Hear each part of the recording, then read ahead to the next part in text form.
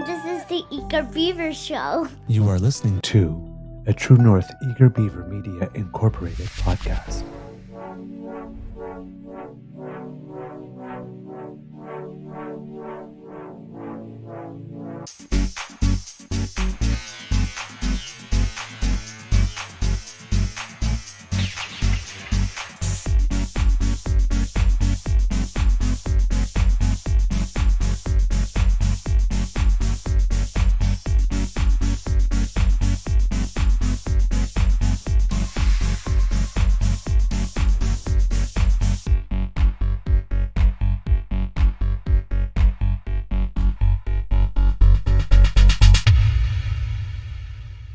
The True North Eager Beaver podcasts are proudly brought to you by our founding sponsors, the Misfit Mysteries from Corvid Moon Publishing, your source for science fiction, fantasy, and cozy mysteries featuring a broad diversity of characters, CanadianTarot.com, your uniquely Canadian online eclectic tarot community, and the Peppermaster, hot pepper sauces made from farm-fresh ingredients to thrill your taste buds and expand your mind.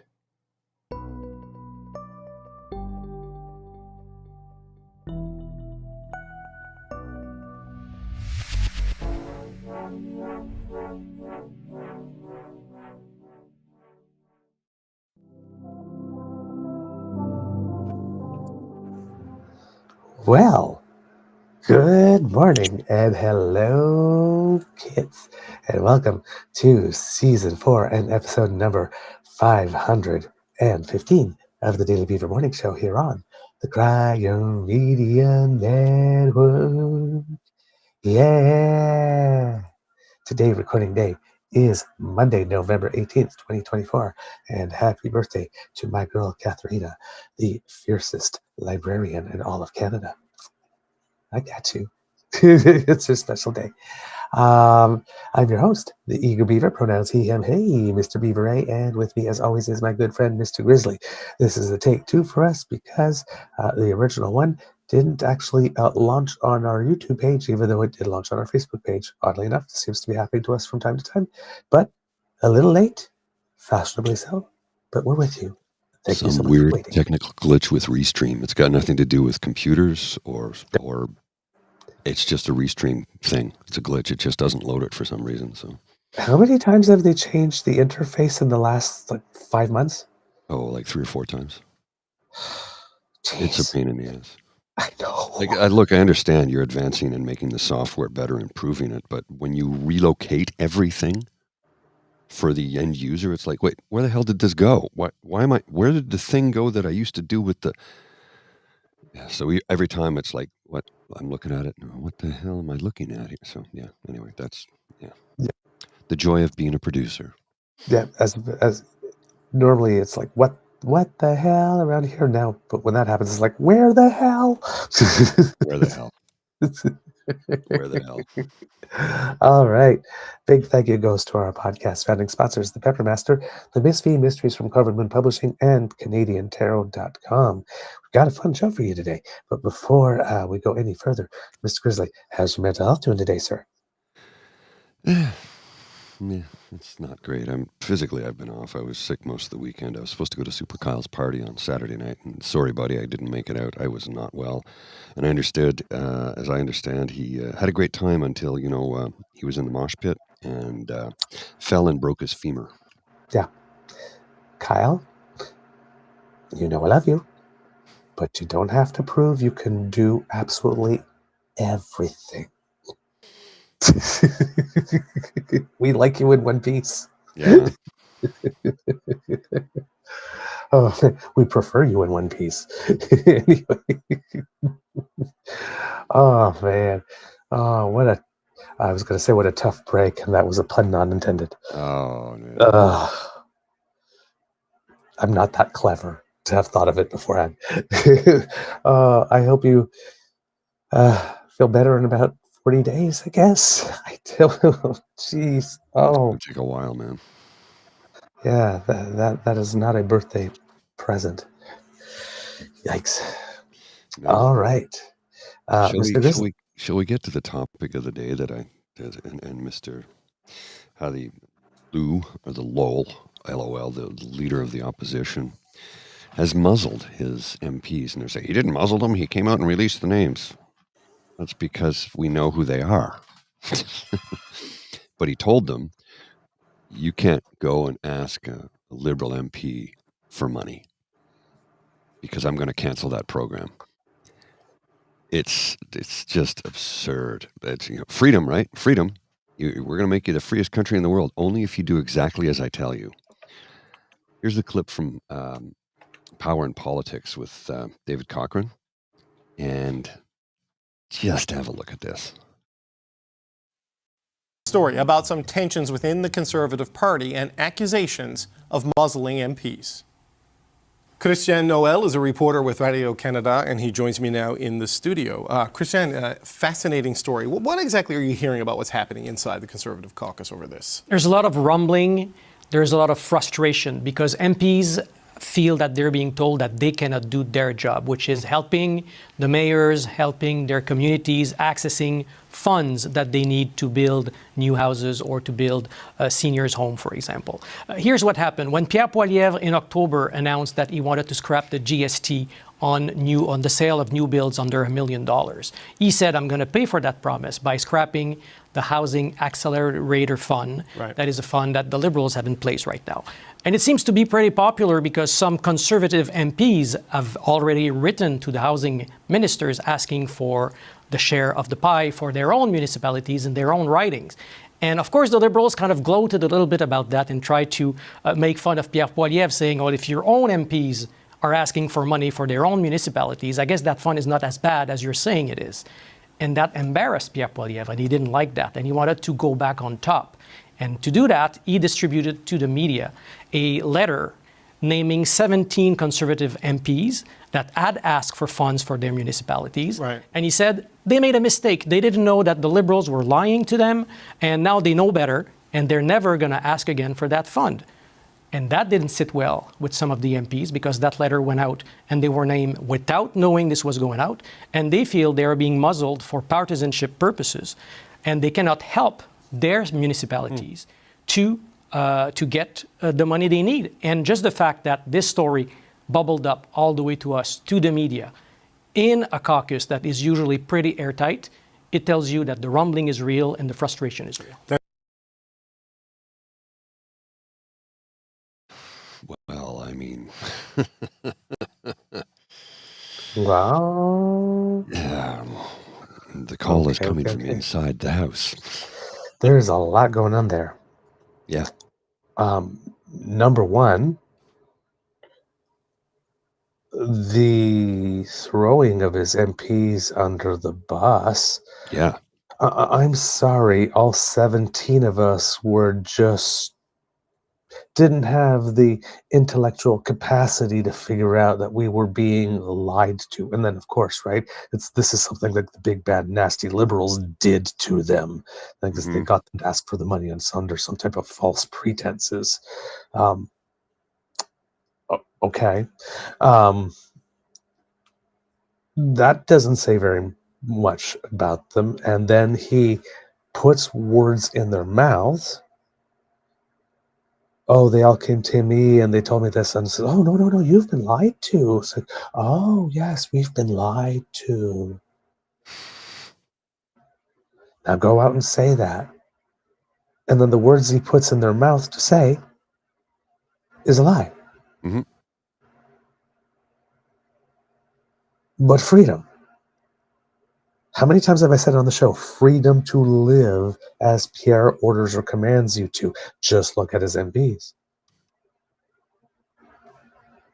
These MPs are elected to serve you. They are elected to be your voice to Parliament, to the party leader, to the Prime Minister. Pierre thinks that they are there to be his voice out. His megaphone. They are there to serve him first, not you. Well, so I've got another clip here I'll show you in a sec. This is from Alan Brown, the mayor of Butternut Valley, New Brunswick. He applied to the Housing Accelerator Fund to build housing infrastructure. Did you hear what I just said there? Housing infrastructure, right? He doesn't think Right. he'll be getting any help from his Conservative MP, Rob Moore. I expect that he'll toe the party line because if they're being whipped into it, he has to. He doesn't really have a choice. This is a good clip. I saw this the other day when it was aired live, and I bookmarked it so we could show it today because this happened after the show had closed.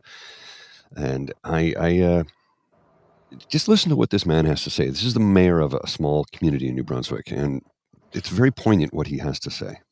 Okay. I just got to find the video. There it is. Hang on. Here we go. Speak to one of those mayors that you just heard from there. Alan Brown is the mayor of Butternut Valley in New Brunswick, and he joins me now. Mayor Brown, thanks for being here today. Appreciate your time. Thank you. What does your community want from the Housing Accelerator Fund? What projects do you need this money for? We are applying to the Housing Accelerator Fund to facilitate the development of sewage and municipal water. Our community is vastly rural. It has a few small hotspots of concentration for population. We'd like to see those develop more, and the only way to do that would be to put in municipal water and sewage so that we can increase the density and not incur costs for a larger system spread out over greater areas. So this will allow you to build the infrastructure that will then allow you to have more houses built in your community. That's the way this works. You see this money as a key first step to getting more houses built in your town? Yes, it's a first step is to get the infrastructure. There's not much point building houses if they're not going to be able to be serviced. And so part of it would be rezoning or dealing with zoning issues. And once we get the infrastructure in, then we have developers that would build multi-units, which would address rental issues and alleviate some of the pressure for housing in the area.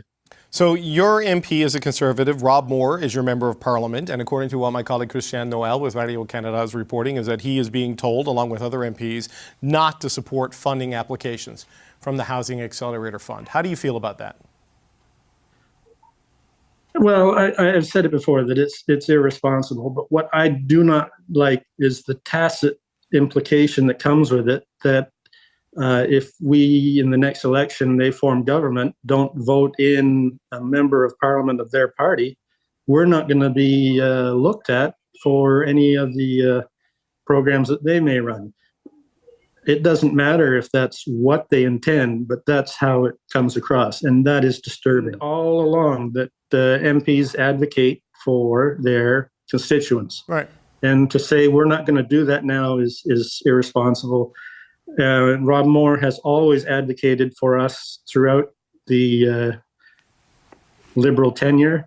And we know that if given his chance, he would continue to do so. I think it's just partisan policy and partisan politics, and it's municipalities that are going to pay the price for it. Did MP Moore tell you whether he was going to comply with the orders from his leader? I mean, he's stuck in a tough situation of advocating for you and his constituents, but also towing the line that the party leader has imposed on him. So what did he tell you he's going to do? He hasn't. I haven't discussed this current blackout on support with him. I expect that he'll toe the party line because if they're being whipped into it, he has to. I mean, he doesn't really have a choice on that. But I would hope that when other things come up, he will continue to advocate, because it was specific that it was just the Housing Accelerator Fund. So I expect that if something else comes along or if there's another issue, he will continue to advocate for us. Are you worried? Are you worried, though, not having your MP on side could cost you some money here? I mean, I know municipalities can do these deals directly with the government, but it always, MPs advocate for their constituents all the time, and now you won't have that help. Are you worried it could cost you some cash here, sir? I don't know. That's speculating, but I am worried about the precedent that this sets and how it just drives the divide in politics even further. I mean, he's basically saying they're going to leave us twisting in the wind. Yep. Right? We have nobody to advocate for us because they've muzzled our MP because he asked for money, federal funds for Canadians to help Canadians. But, oh, that's Liberal money. You can't use that. You can't use that program that I intend to kill. Oh my dear God, this man does not want to govern. He wants to dictate. He wants to rule over you. And clearly he doesn't like it when he's told no. And he too doesn't like it when people laugh at him. No. Because this news came out and all of a sudden there's a meeting and it's like, okay, now here's what you guys really meant to say. Right? Right? Yeah, this is what you meant to say, yeah. Did you notice what name's on that list? Go ahead. Cooper. Pardon? Michael Cooper. Yes. A man who rents a house from Pierre Poilievre. Yes. Michael Cooper was on that list. A little incel. I don't know that he's an incel. I think he's an incel, but that's just my opinion. I'm allowed to have one. But yeah, he was on that list. So he's actually trying to help his constituents with federal public funds for housing, and he's been muzzled. Yep. So this is Kate McKenna here. Now, this is a while ago because this story broke on the 6th. So this is from the 6th. There's been development since there. It says more than a dozen conservatives wrote to the federal government on behalf of communities in their writings calling for them to receive funding through the Housing Accelerator Fund, a program conservative leader Pierre Poilievre has promised to cut. Poilievre's office released the names of the 17 Conservative MPs on Tuesday after Housing Minister Sean Fraser said about a dozen of them wrote to him in recent months. Now, it's really interesting that Pierre is okay with releasing these names. Yeah, no kidding. And the guy who doesn't want to go get a security clearance for fear of him being muzzled doesn't actually have a problem with muzzling, isn't it? Irony. It's thick. Yes. He doesn't actually object to the principle of muzzling. So that's not his problem, clearly, with not getting his security clearance. Because it's definitely not a point of principle for him. He just blew that shit out of the water. So he essentially takes his 17 MPs and pretty much doxes them. Yeah, it's effective. Because Fraser said, right, there's about a dozen, didn't name them, or maybe named one or something in QP maybe, because I think maybe at the time he answered that, if I remember correctly, it was one of the people that had actually wrote him and asked him or something, but I might be wrong on that. But he actually just outright names them. So that's very Trumpian, because that's the type of thing that gets the constituents in the riding, who are the true blue believers and don't want you to help Trudeau in any way, to start threatening your job.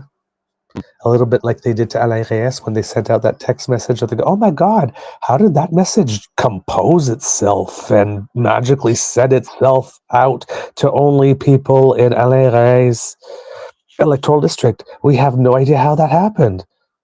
So sorry. Yeah, interesting how that works out. So he basically doxed them. But hey, if Pierre wants to get the word out, we're happy to let you know which one of those MPs are, so that you can see if they follow the line or are actually working from you. So there's Dan Albas, or Dan Albastronaut, or Albas something else, but I've stopped using that one because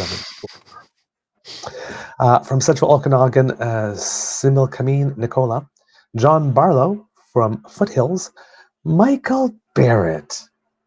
Well, Michael. This must be embarrassing for you. From Leeds, Grenville, Thousand Islands, and Rideau Lakes. Kelly Brock from Carlton Trail, Eagle Creek. Frank Caputo, no surprise there, from Kamloops, Thompson, Caribou. Adam Chambers, Simcoe North. Michael Cooper, St. Albert, Edmonton. Oh my God.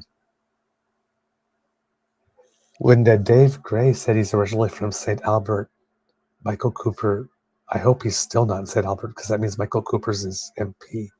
Oh, poor guy. No wonder he's a foul-mouthed economist.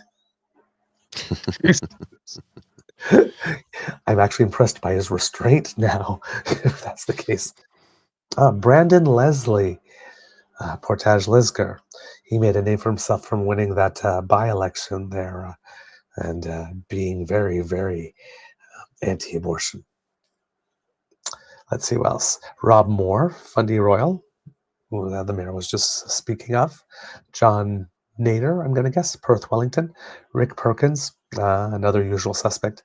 South Shore St. Margaret's. Blake Richards, another usual suspect. Bad Airdrie. Yeah, the Leanne gang's Root, all here. another usual suspect. Holy cow.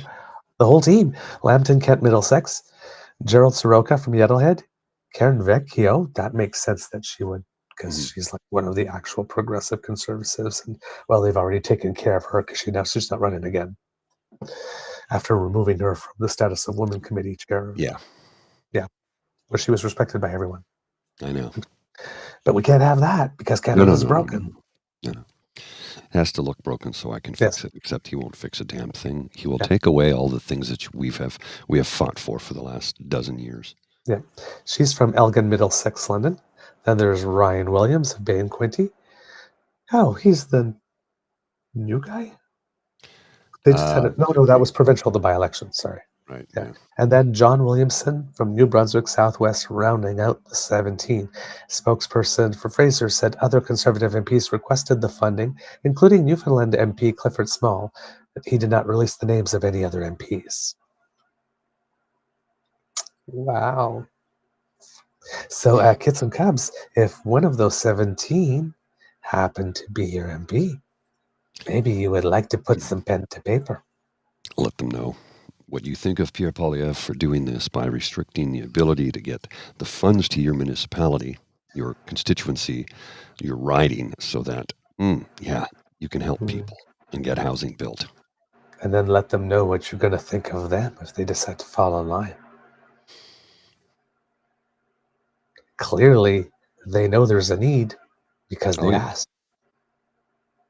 It's amazing how on this one, since we're also talking about freedom and parallels to strategies used down south, I won't call them Trump-like, but in terms of borrowing from the playbook,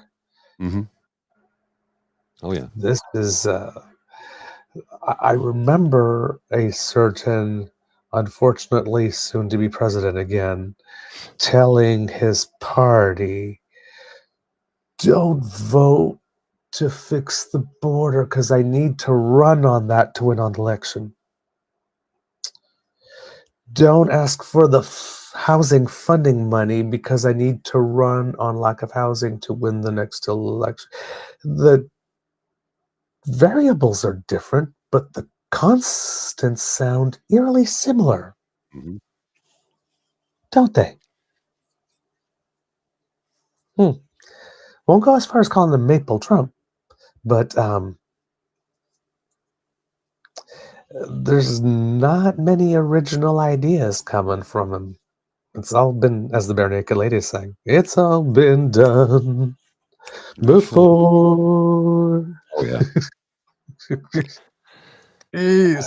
It's just keeps telling us that he believes in freedom, that we're going to be free, and that he's going to make us the freest nation on earth. We're already in the top 5. Okay. If he's going to make us freer, and I mean logically, the top 5 freest nations on earth have strong social programs. 3 of those nations are Finland, Sweden, and Norway. Denmark. Finland, Sweden, Norway, Denmark. Wow. Norway, Sweden, Denmark. Finland is, I think, in number 4. They all have really strong social programs, right? They all have a good social safety net, universal health care, universal pharmacare, universal dental care, universal post-secondary education, and they're the freest countries on earth. So if he's going to make us the freest country on earth, why does he keep telling us he's going to axe all these programs that we currently have, like pharmacare, dental care, child care, and a housing accelerator fund?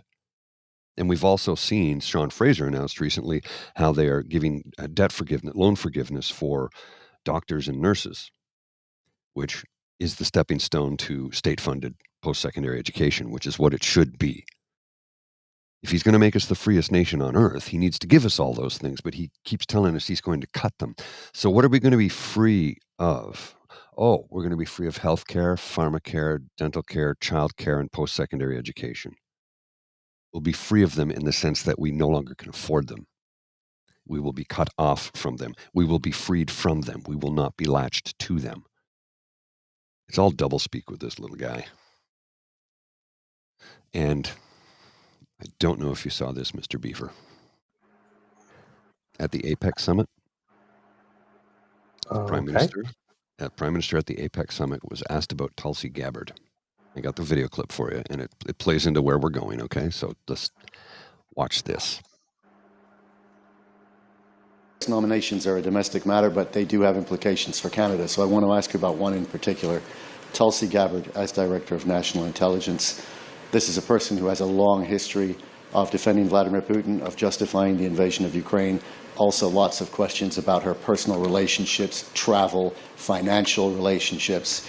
Is Canada going to be able to continue to have the intelligence relationship that it has with the United States now, both the bilateral and the Five Eyes relationship, continue to be a consumer of U.S. intelligence and trust what's coming in?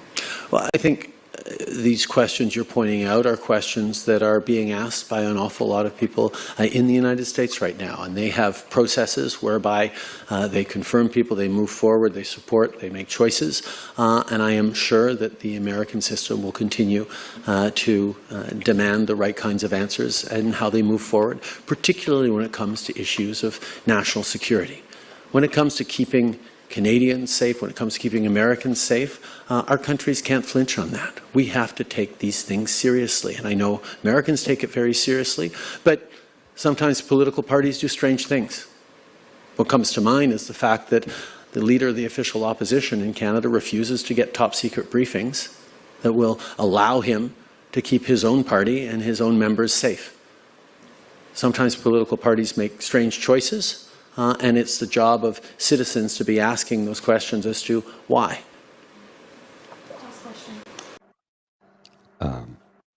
Shots fired. Indeed. I'm sorry, that I find that hilarious because he just told the world the leader of the opposition refuses to get his security clearance. Yep. Told the world.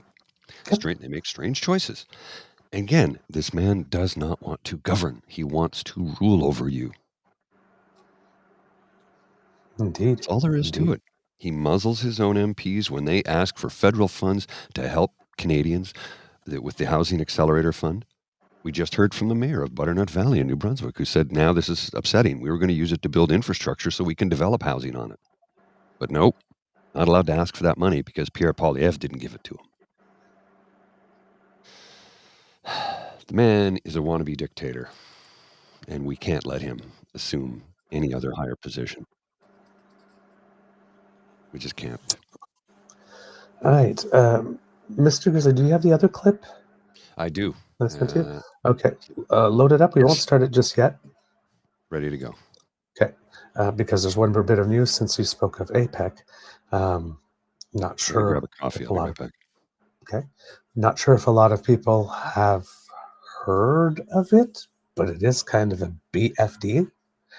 According to Dylan Robertson from Canadian Press, Ottawa has concluded negotiations on a trade deal with Indonesia and is proposing nuclear energy collaboration with Southeast Asian leaders.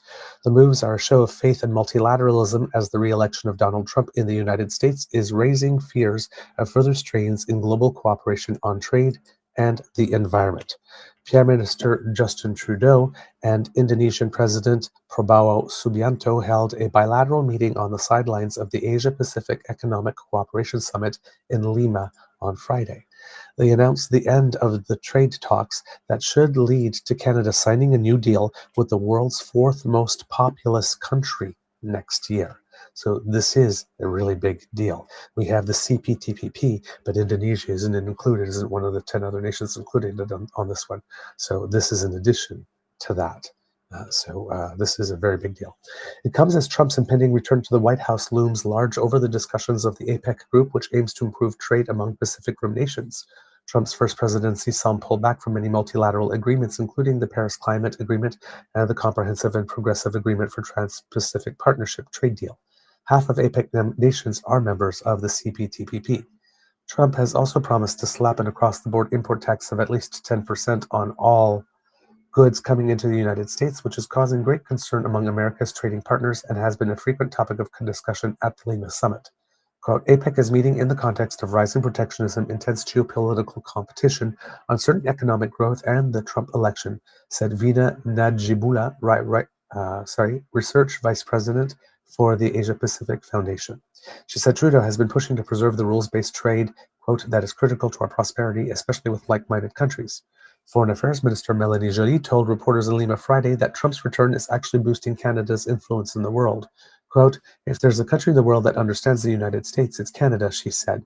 That's why there are so many delegations, so many countries coming to see us to ask about how they can adapt. Joly also confirmed she expects Trump to visit Canada next year when the G7 Leaders Summit is held in Kananaskis, Alberta. She said she is still pushing to get things done before Trump takes over. She met Thursday night in Lima with U.S. Secretary of State Anthony Blinken. The two discussed trying to get a new Columbia River Treaty over the finish line before the current administration exits. The deal that governs how the two manage and share the resources along the Columbia River and Trump's campaign comments about turning to Canada to solve Western U.S. water woes have raised concerns about how he might address that issue. John Curtin, head of the G20 research group, said he expects Trudeau and many leaders to have informal talks on the sidelines of both summits to make sense of how to navigate another Trump presidency. Quote, Trudeau will be in a relatively privileged position because he's been with Donald Trump at several summits and we're the next-door neighbors or frontline state, he said. Najibullah said Trump's re-election likely means reduced role for the U.S. in multilateral institutions and fighting climate change, as well as greater tensions with China over trade, tariffs, and technology. Trudeau and Canada did not have the smoothest relationship with the Trump administration. The first time, though the two did conclude a renegotiation of the North American Free Trade Deal, the Liberal government is depending on the experience of dealing with Trump before to guide its efforts in maintaining a strong relationship now. Canada has also been pursuing efforts to offset China's influence in Asia with a new Indo-Pacific strategy announced in 2022. In announcing the conclusion of trade talks with Trudeau Friday, President Subianto praised Canada for being a partner in everything from sustainable fishing to artificial intelligence. The deal should advance digital trade and renewable energy, he said. Indonesia has a soaring economy buoyed by a population of 280 million, of which young people make up a large portion. The country has been trying to wean itself off high carbon emissions as it copes with threatened biodiversity. Also on Tuesday, Trudeau told corporate leaders that Canada was looking to partner on nuclear energy in Southeast Asia, particularly as countries in the region raise concerns about the large amounts of energy needed to power artificial intelligence. Canada's Indo-Pacific strategy made no direct mention of the nuclear sector when the Liberals released it 2 years ago. But now Trudeau says Canada will use its, quote, Trade Gateway initiative to not only link businesses but also help broaden local knowledge of nuclear technology, such as how to create a viable market for nuclear goods and adequately trained personnel. Ottawa will also, quote, identify opportunities for Canada's broader nuclear industry to supply products and services to support Canadian and regional objectives, Trudeau's office wrote in a statement. Joly also met with China's Foreign Minister Wang Yi on Thursday to discuss Canada and China's cooperation on air transport and combating the fentanyl trade. She said she also discussed with him the Canadian public inquiry on foreign interference and sent, quote, clear messages to China that we will never accept any foreign interference. Canadian officials have been mum on the prospect of Trudeau meeting with Chinese President Xi Jinping, whether in a formal sit-down or an informal hallway chat, either in Lima at APEC or over the weekend when they both traveled to the G20's Leaders Summit in Brazil. So there you go. We have pretty much, it hasn't like 100 completely signed, but a trade deal with Indonesia to go along with the CETA trade deal, the CPTPP trade deal, and the beginnings. I'm not sure if we've concluded the negotiations with the UK. I think we have. It didn't also make big news if we did, but we were in negotiations with them, unless we still are. I'd have to look that up. But that's a lot of international trade deals signed by this government. A lot. And positioning us very well. Another reason maybe not to change course. You think? Because Pierre Poilievre has said time and time again he will reverse everything the Liberal government has done. Mm-hmm. Oh, yeah, and since we're talking about trade deals, Danielle Smith also got in the game. saying that we should ditch Mexico. Rob Canoe also sort of suggested it's something we should consider. Really? But didn't go so far. Yeah. But again, this is a stupid ploy. Well, The they're only a reason major Danielle trading Smith is partner. doing, sorry? They're a major trading partner. They're part of the USMCA, the NAFTA, if you will. Yeah, but their thing is with, there are content rules. So there are certain, when you're making certain products, the content has to be X number percent North American. Correct. And it seems that there are some things with China that they're taking certain goods and incorporating them and still calling them North American. Right. Something like that. So everybody wants to crack down on that. That's fine. There are ways to do that without kicking Mexico out of the free trade agreement or saying that we want a bilateral agreement. We're Canada. They're the United States. If we negotiate one-on-one, we are in a worse position than if we're negotiating three. And the one reason the United States is so pissed off with NAFTA too, or NAFTA, is that it's the only trade deal onto which they have signed where the dispute resolution mechanism is not populated with a majority of Americans. So the rest of us get illusion of dispute settlement, but the body is always pro-American and majority American in its composition to make sure that it is pro-American. So the Americans are really, the next negotiation is not a negotiation. It's supposed to be just a review, touch up a couple of things, and then it's supposed to be good for the next 16 years. You know the United States is going to come in and say that this dispute resolution mechanism is a non-starter. It has to be renegotiated, even though it's not up for renegotiation. So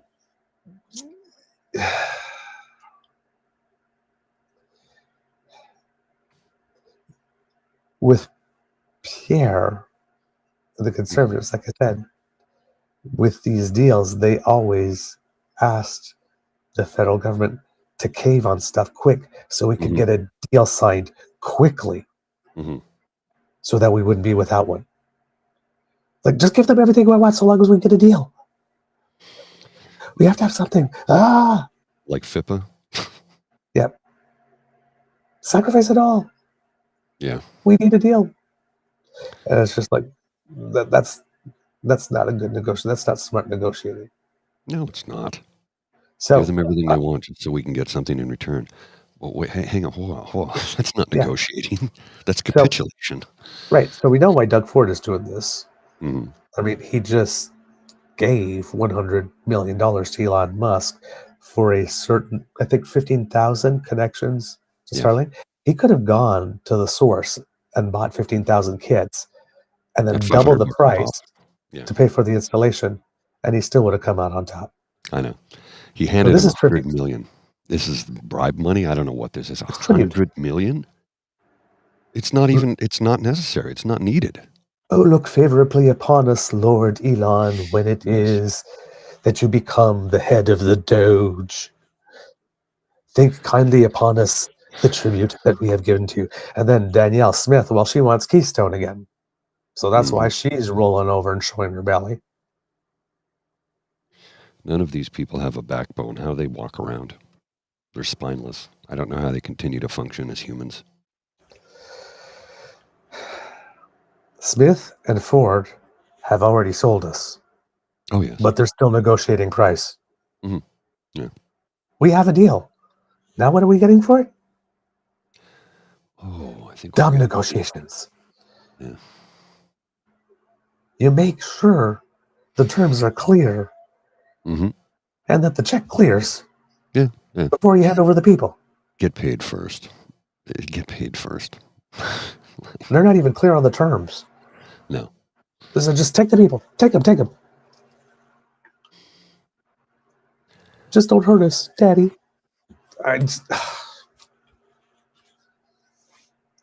They're so weak. Yeah, I know. It's unbelievable. And yet here we are. He's not even in power yet. They're gonna bend over backwards to please Herr Trump. So the Prime Minister is probably going to meet with Claudia Sheinbaum, who's the new president of Mexico.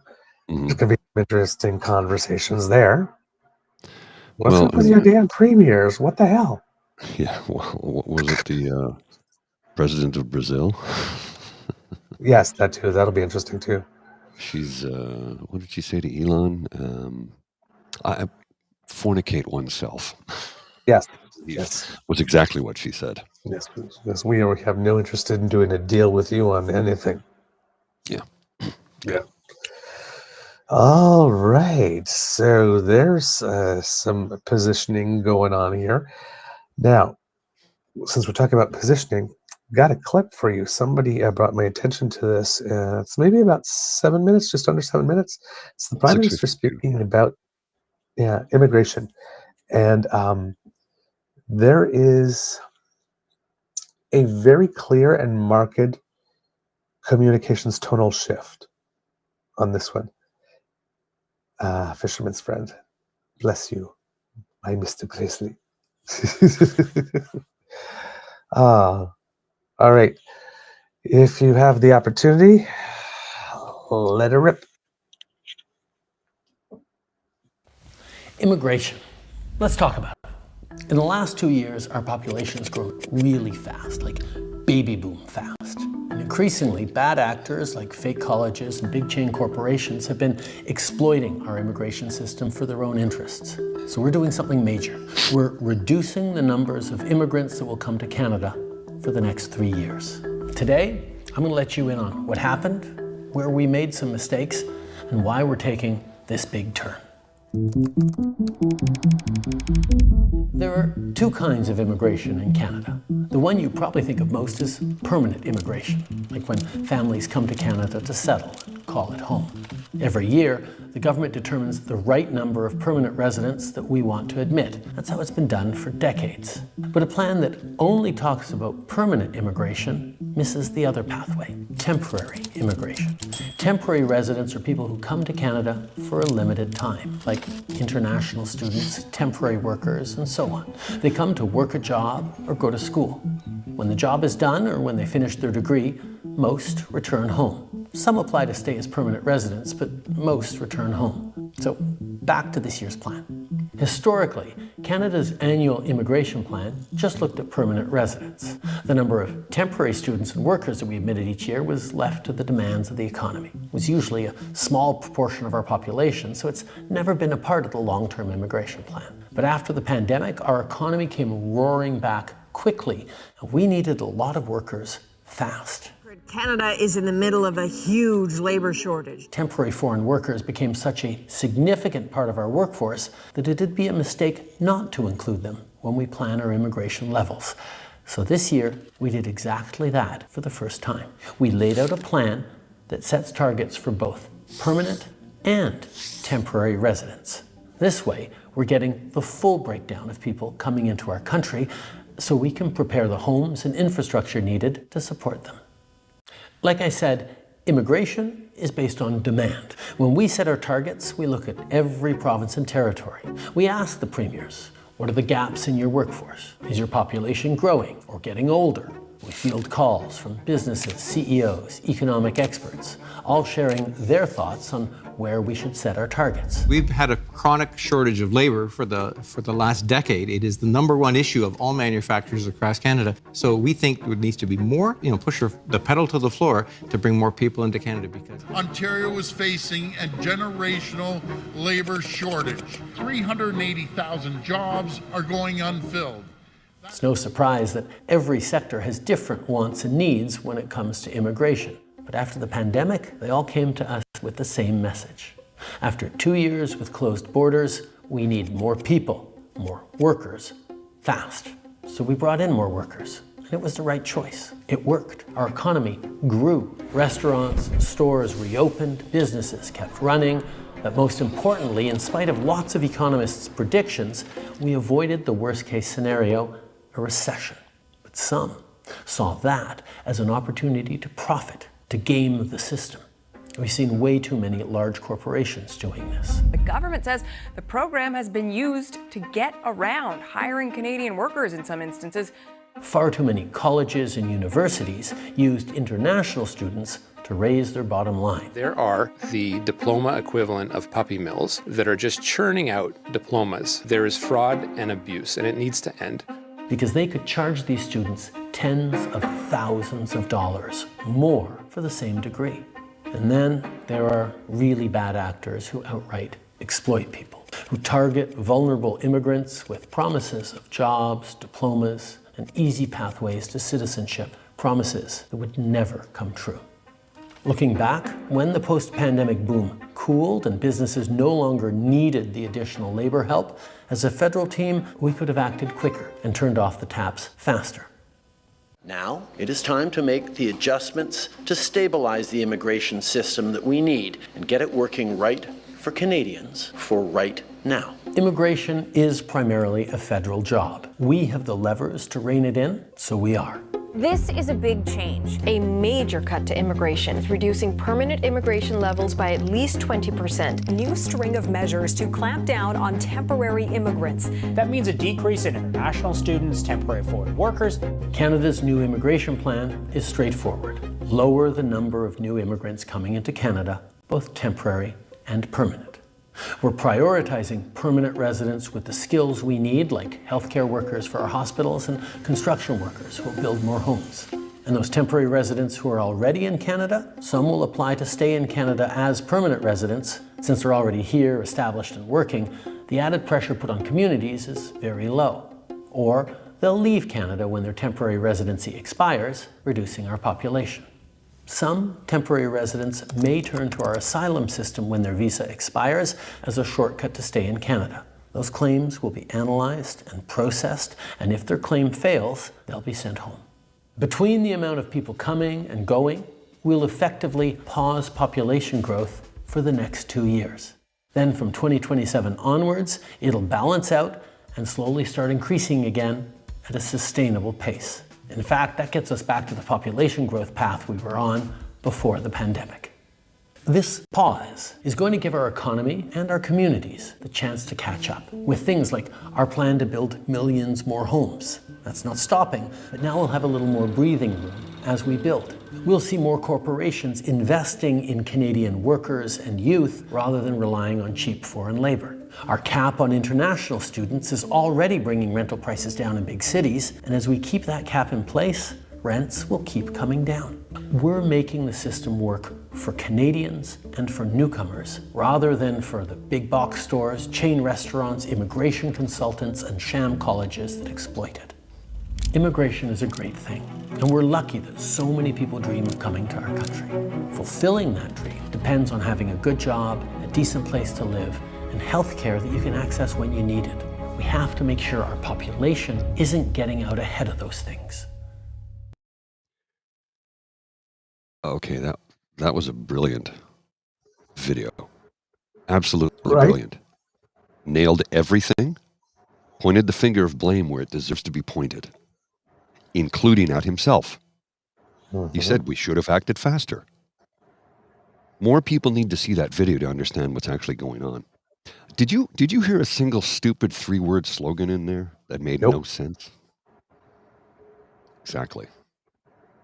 Government by adults. Grown-ups. Yes. Sorry, I'm just sharing this video to all my socials because it's that good. Right? Yeah. It really is that good. We gotta share admit it everywhere. where we made a mistake. Yeah. Yeah. And we're fixing Absolutely. it. That's a total shift. I appreciate it because it's when your government makes a mistake, it's rare that they actually admit, you know what? We screwed up. He just said, we should have acted faster. We didn't. We know what the problem is. We know where it's been created. We know what we can do about it. So we're going to do it. We're going to do it. We're going to make things better. I did like the clip of Doug Ford, though, saying that we really need the people. Yeah. Send them all back now and cut ties with Mexico. Amazing how quickly they turn.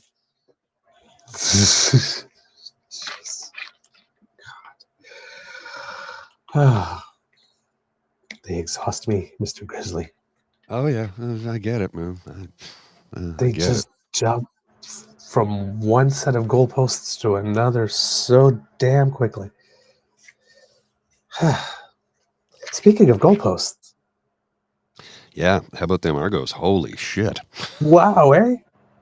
Like, I mean, it was close, it was close, and then the defense just said, "No, we're gonna destroy you." And you know what? The play in that game was the same play as in the Eastern Final against Right. Ottawa just a couple of weeks ago.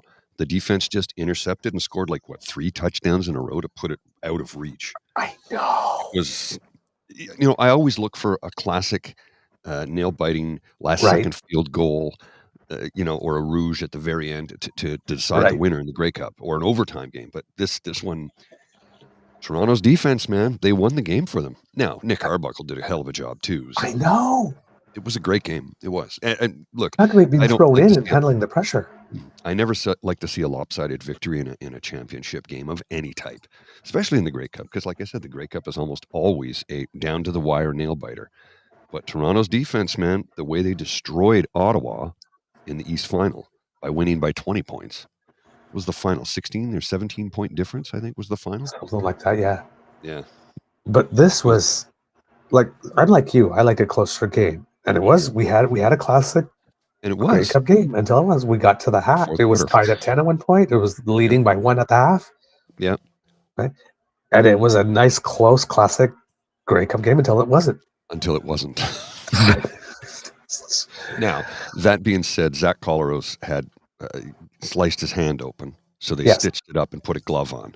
So his throwing hand has a glove on it. So that is going to put him off. And he threw a few interceptions as a direct result of that. But you know what? It's still the game. He decided to keep playing. And Arbuckle had a little dip at one point there, where right, like 3 or 4 passes in a row, just like, what happened to your arm, dude? You've been like, nailing everything. It was a good game. It was entertaining. Sorry, Cassie. Yeah, sorry, Cassie. But those interceptions, holy! There was one by Priester. I think he ran for it for 61 yards, and it's the second longest run in Grey Cup history. In Grey Cup history, yeah. The longest is 65 yards, and that was in like 1940 or something. Yeah. So yeah, well, it was a hell of a game. And there was 2 interceptions like that though, where Arbuckle threw to Winnipeg, intercepted and blew it, turned it around. Same deep pass, same thing. Yeah, but I mean, Winnipeg made 2 interceptions and got field goals from them. Yeah. Right.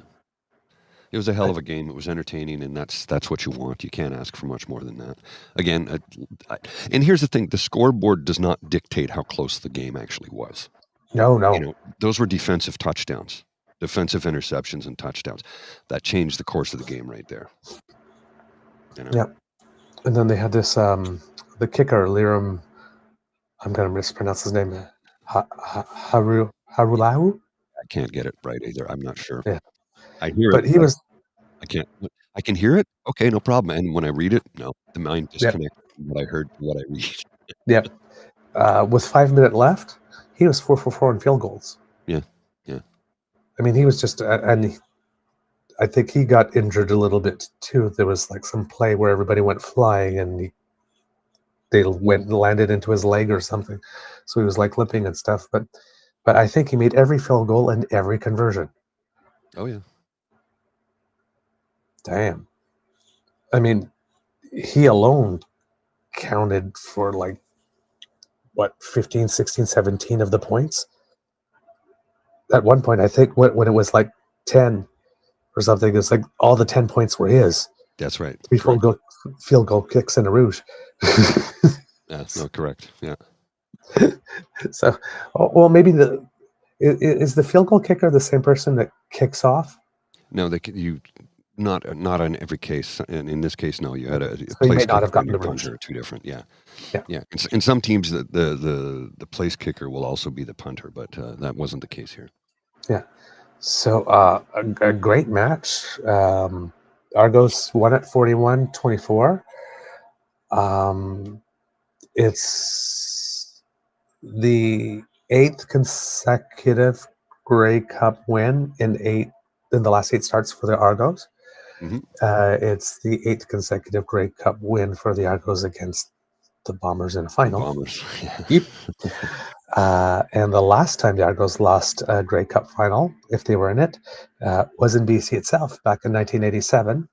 For the Bombers, it was their 5th straight Grey Cup appearance. They won the first 2 against Hamilton, but and then lost against Toronto, and then Montreal and Toronto. Yeah. They will all, in all likelihood, make it back to the Grey Cup next year, which would tie Edmonton's 6 appearances in a row.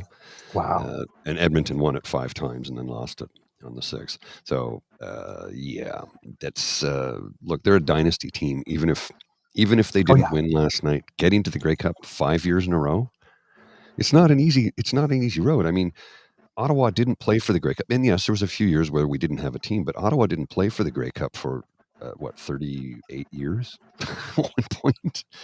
76 to 2015. 76 they won it. 1981. 1981 to 2015 was the gap between Grey Cup appearances. I think at one point the Saskatchewan Roughriders went something like 30 years between appearances. Now, correct me if I'm wrong on that. If I've offended anybody, I'm terribly sorry. But even though it's a 9-team league, it's not easy to get to the championship. And it's not easy to win. So, yeah, it was exciting. It was great. I thought it was a good wrap up to the season. And Ottawa will be back bigger and better next year. And hopefully we can make the Grey Cup next season. I would like that a lot. Yeah, me too. I'm looking for something here, Mr. Bisley. So if you could keep chatting for a little bit. Yeah, I've got a little clip here about the Ontario Place Therm.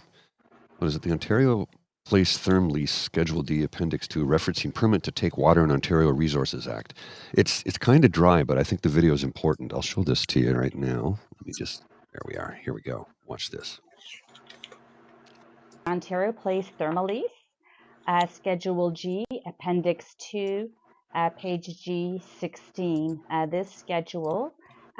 This schedule spells out whose responsibilities it is for permits, licenses, approvals, and agreements. And on page G16, it has a permit to take water, Section 34, Ontario Water Resources Act, and that is under, that is going to be the landlord and the tenant, both. So if you take a look at who needs a permit to take water, Section 34 says, by law, you must have a permit if you plan to take 50,000 liters of water in a day from the environment. This includes from a lake, a stream, a river, a pond, groundwater. So this Appendix 2, this Section G is pretty important. Ontario Water Resources Act. And basically their lease lets them do whatever they want, according to this. Jeez. Yeah. So they're just bypassing, we'll just ignore that. Because Doug, no, don't worry about it. It's environment crap. Don't worry about it. So, one more reason or one more way that Doug is going to harm us. You must have a permit if you plan to take 50,000 of liters of water a day from the environment. This includes a lake, a stream, a river, a pond, groundwater. Yeah, so, well, somebody says here we already have companies like Nestlé stealing our natural resources for a song, except they're getting out of the business. They're leaving the province. They're not going to be doing it anymore. That's an announcement. 5 days ago in the Narwhal. Blue Triton Brands. Primo Water Corp merged with Blue Triton Brands to create Primo Brands Corp, a leading branded beverage company in North America with a focus on healthy hydration. Primo Brands employs more than 11,000 associates with dual headquarters in Tampa, Florida and Stamford, Connecticut, and has more than 50 production facilities with more than 200 depots for efficient delivery to customers and consumers across North America. So Nestle's been replaced by another water company, but they're still going to be taking spring water. Yeah, according here to the Narwhal here, it says Blue Triton, a water bottling company formerly known as Nestle Waters North America, is ending its operations in Ontario. Since 2007, the U.S.-based company has operated a facility in Guelph, Ontario, and 2 wells in the town of Erin and Wellington County, where it collects groundwater to bottle and sell. In 2017, the former Ontario Liberal government imposed a moratorium on new permits to take water for bottling in order to study its impacts on the environment and quantity of water available for other users. The province allowed Nestle to continue extracting up to 4.7 million liters of water a day from the two wells over a week that would fill 13 Olympic swimming pools. In 2021, Nestle sold its North American water divisions to venture capitalists that renamed the business Blue Triton. A day after the name change was announced, the Doug Ford government lifted a moratorium on new permits for water extraction, because of course he did, for bottling, saying the province's studies concluded water taking did not adversely impact the environment or other users. I'm going to call bullshit on that. Right now in the United States, the only state out of the 50 of them that is not experiencing some level of drought somewhere in the state right now is Alaska. Yeah, You got that that's big pretty Jennings frightening. fire going on in New York. Yeah, that's right. So don't come and tell us that taking water has no problem when there's so much drought going on all over the place. That's a damn lie. Let's see what else it says here. In lifting the moratorium, it introduced new regulations, including a need for municipalities to approve new permits to take more than 379,000 liters of water per day. This did not, however, apply to Blue Triton, as a few months later, in November 2021, the province granted Blue Triton a 5-year renewal on Nestle's permits. That is just...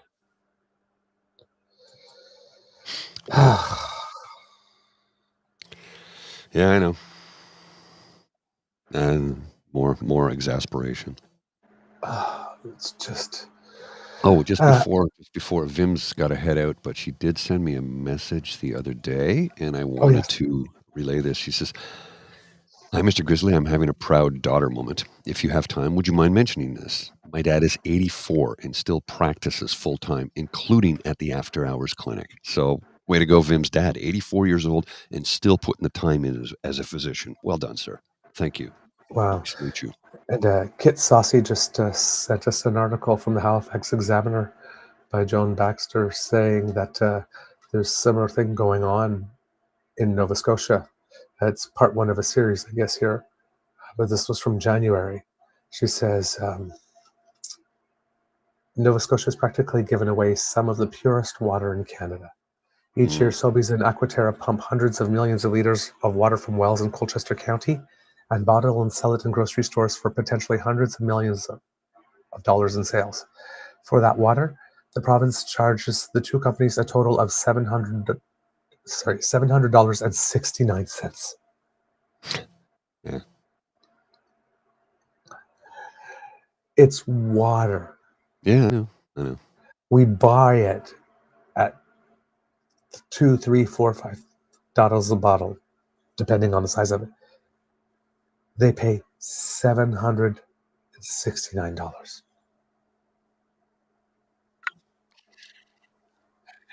And then they pat themselves on the back and they say they're good stewards of the economy. It's the most valuable resource on Earth. Remember that. Without water, we die. Number one. Number two, it is one of the most expensive resources on Earth. When it used to be free, you'll go to the gas station and look up and go, $1.50 a liter. That's disgusting. I can't believe that. And then put 80 liters in your tank and scream and rant and rave and pay $3 for 500 milliliters of water and not see the comparison. I get it. You're not buying 80 liters of water at a time, but you fail to see the comparison. As a commodity, petroleum, petrol that you put in your car, gasoline, is one of the cheaper commodities available. Do I like it? No, it should be even cheaper. Oh, actually, why don't we just move to electric? Watched a special on BYD out of China yesterday, and they have a car that they're going to be able to retail for in North America for $15,000, 350 kilometers range on the battery. Their top of the line vehicle on a solid state battery, 2,000 kilometers per charge. Jeez. 2,000. 1,000 kilometers is about 10 hours of driving nonstop. Right. Most of us don't drive 10 hours nonstop. We'll take a break. We'll maybe stop overnight or something. So, you could drive to New Brunswick and back. From Ottawa to Miramichi and back on a single charge with that vehicle. Jeez. So The technology is not readily available yet, but it will be soon. BYD is a battery company to begin with, and then they got into the electric car business when they saw there was an opportunity. So, yeah. Now, BYD cars are not available in Canada yet. They are available in Mexico and throughout Europe. They will be bringing them to Canada at some point, but when, I don't know. The concern, of course, being if they sell it for such a cheap price, is it going to kill the Canadian car industry? Well, what is happening is BYD is manufacturing vehicles in Mexico now. Yeah. And they want to build a plant in Canada. So the reason, this is how they get around some of the tariffs. Right. Because if they build in Canada and they build in Mexico, they can sell to the United States because it's all part of the Auto Pact. Right. It's kind of Exactly. interesting the way that it's not a loophole, it's a legality. Yeah. Well, yeah, if they're building in Mexico and creating the jobs there. And somebody asked me, would you buy the car? And I go, if I could get an electric car for $15,000, yeah, I would. And I wouldn't feel guilty about it. You know why? Because I can't afford a Tesla Model 3 for $58,000. Mm-hmm. I don't have that kind of money. Right. Yeah.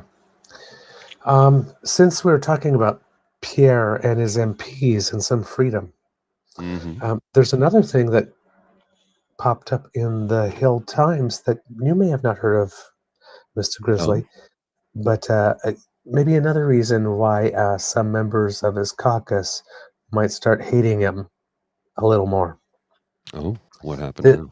Yes, this is by Peter Mazaru at the Hill Times. Quote, Conservative MPs bailed on France visit early, won't say why.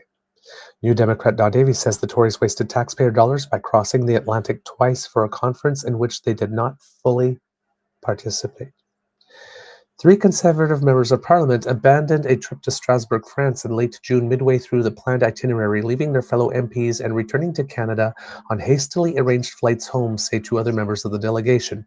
The 3, Leanne Rood, second time we mentioned her today, Lambton, Kent, Middlesex, Larry Brock, another one of the usual suspects, total winner, this one, Brantford, Brant, Ontario, and Jamie Schmalley, Halliburton, Kawathra Lakes, Brock, Ontario, have declined to explain their reasons for abandoning the trip early.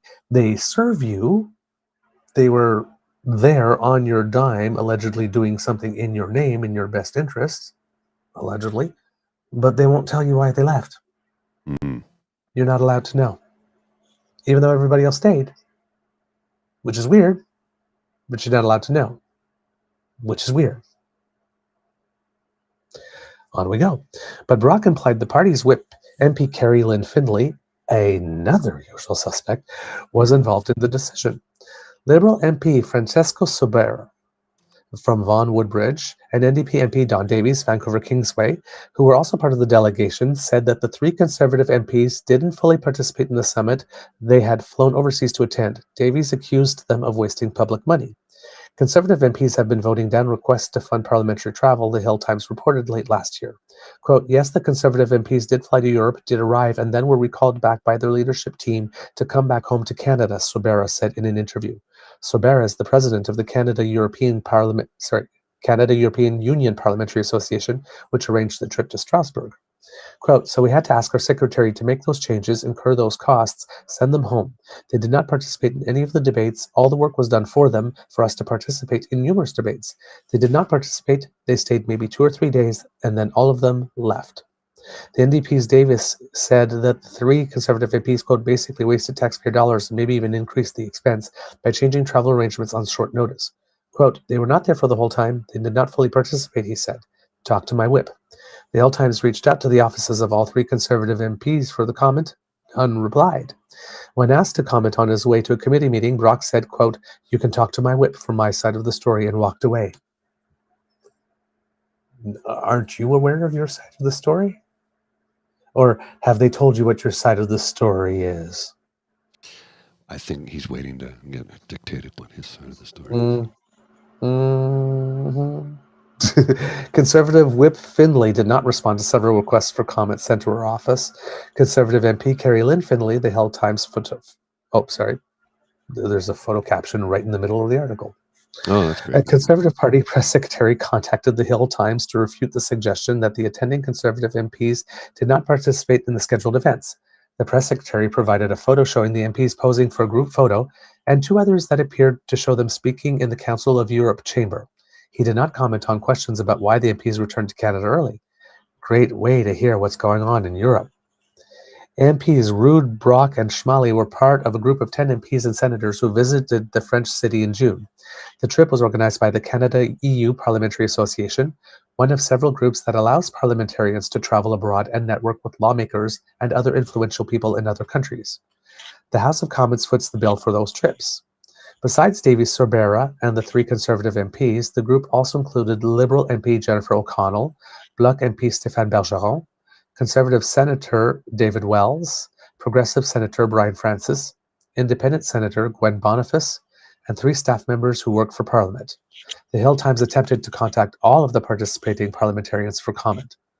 The group was there to represent Canada at a meeting of the Parliamentary Assembly of the Council of Europe, or PACA, an international organization founded in 1949 to promote peace in Europe. Canada has observer status at the Council, which meets 4 times per year. At least a handful of Canadian parliamentarians typically attend, said Davies. Quote, "It's a really great way to hear what's going on in Europe," said Davies. "International relations, trade, and environmental policies of concern to Canada are often discussed at these summits," he said. NDP MP Don Davies, the Hilltop... Nope, another photo caption right in the middle. This is really weird. The trip ran from June 24th to 28th, coinciding with the duration of the PACE Summit. Participating parliamentarians met twice daily for the first 4 days and once on the final day for a total of 9 sittings. Attendance records show that Brock attended 2 of the 9 sittings. Ruud and Schmale each attended 3. O'Connell and Bergeron attended 5. The remaining MPs and senators attended between 6 and 8 of the 9 sittings. Those records show that Ruud and Schmale attended sittings in the first 2 days of the delegation's 5-day trip. Brock attended sittings on day 2 and 3. None of the Conservative MPs were marked as present at sittings on days 4 and 5. Wells, who is also a member of the Conservative caucus, participated in sittings throughout the duration of the trip. MPs and senators on the trip also participated in events and meetings outside of the PACA sittings, including bilateral meetings with parliamentarians from other countries, said Davies. He said the Conservative MPs did not attend all of the bilateral meetings.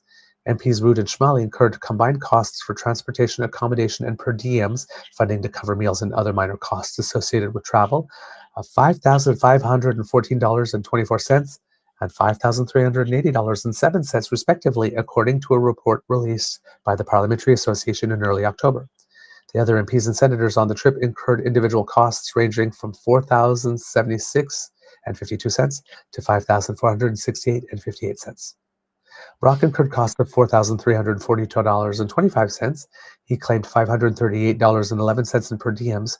Bergeron claimed $829.46 in per diem costs, and the remainder of the participating MPs and senators, including Ruud and Schmale, each claimed per diems of more than $1,100 total.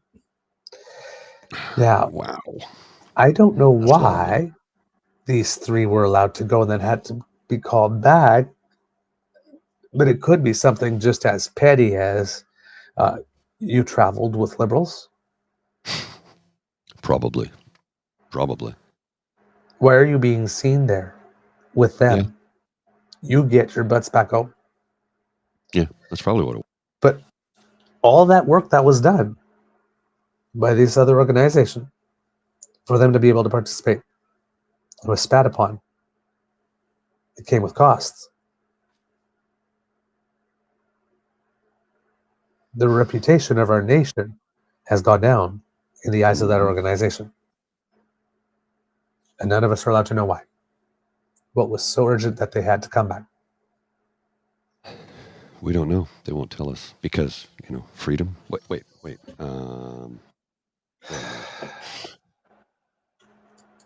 Isn't that the opposite of freedom? I would say so. I'm just, we would like to know why you recalled your members. Like what was the reasoning? We'd like to know because we paid for it. So could you please tell us why that is? We paid for it. I'd like to have some value for my money, please. Why? Why, Pierre? Why? Why, Pierre? Why? Why? Why, Pierre? Why? Combien? Why? Why? Why? Why? Why? Why? Do I sound like a pigeon or a seagull? Oh my God. Why? Why? Why? Why? Boy. All right. We're going to finish off with a little Nova Scotia debate because I promised it to you. Okay. I watched it. And okay, it was good debate. Okay. Overall, informative. Yeah. The three candidates were extremely polished. Okay. Oddly enough, Tim Houston was the least polished of the three. Not that it's going to hurt him, because he hit all the greatest hits. Mm-hmm. Like the people that will vote for him will eat it up. And not like to say like he got his butt handed to him or he lost. He was just, of the three, he was the least effective speaker. That's pretty much about it. But that's because this level of the other two was so high. Mm-hmm. Right?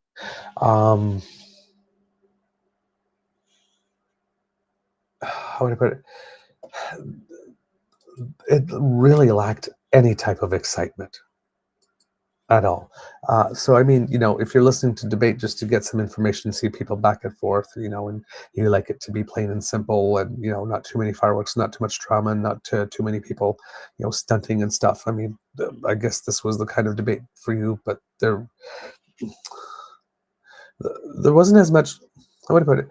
There was some calling out. And it was like really well done, substantively. But when you sometimes watch a debate, someone's gonna call someone out, and you go, "Oh, snap!" Mm-hmm. It wasn't like that.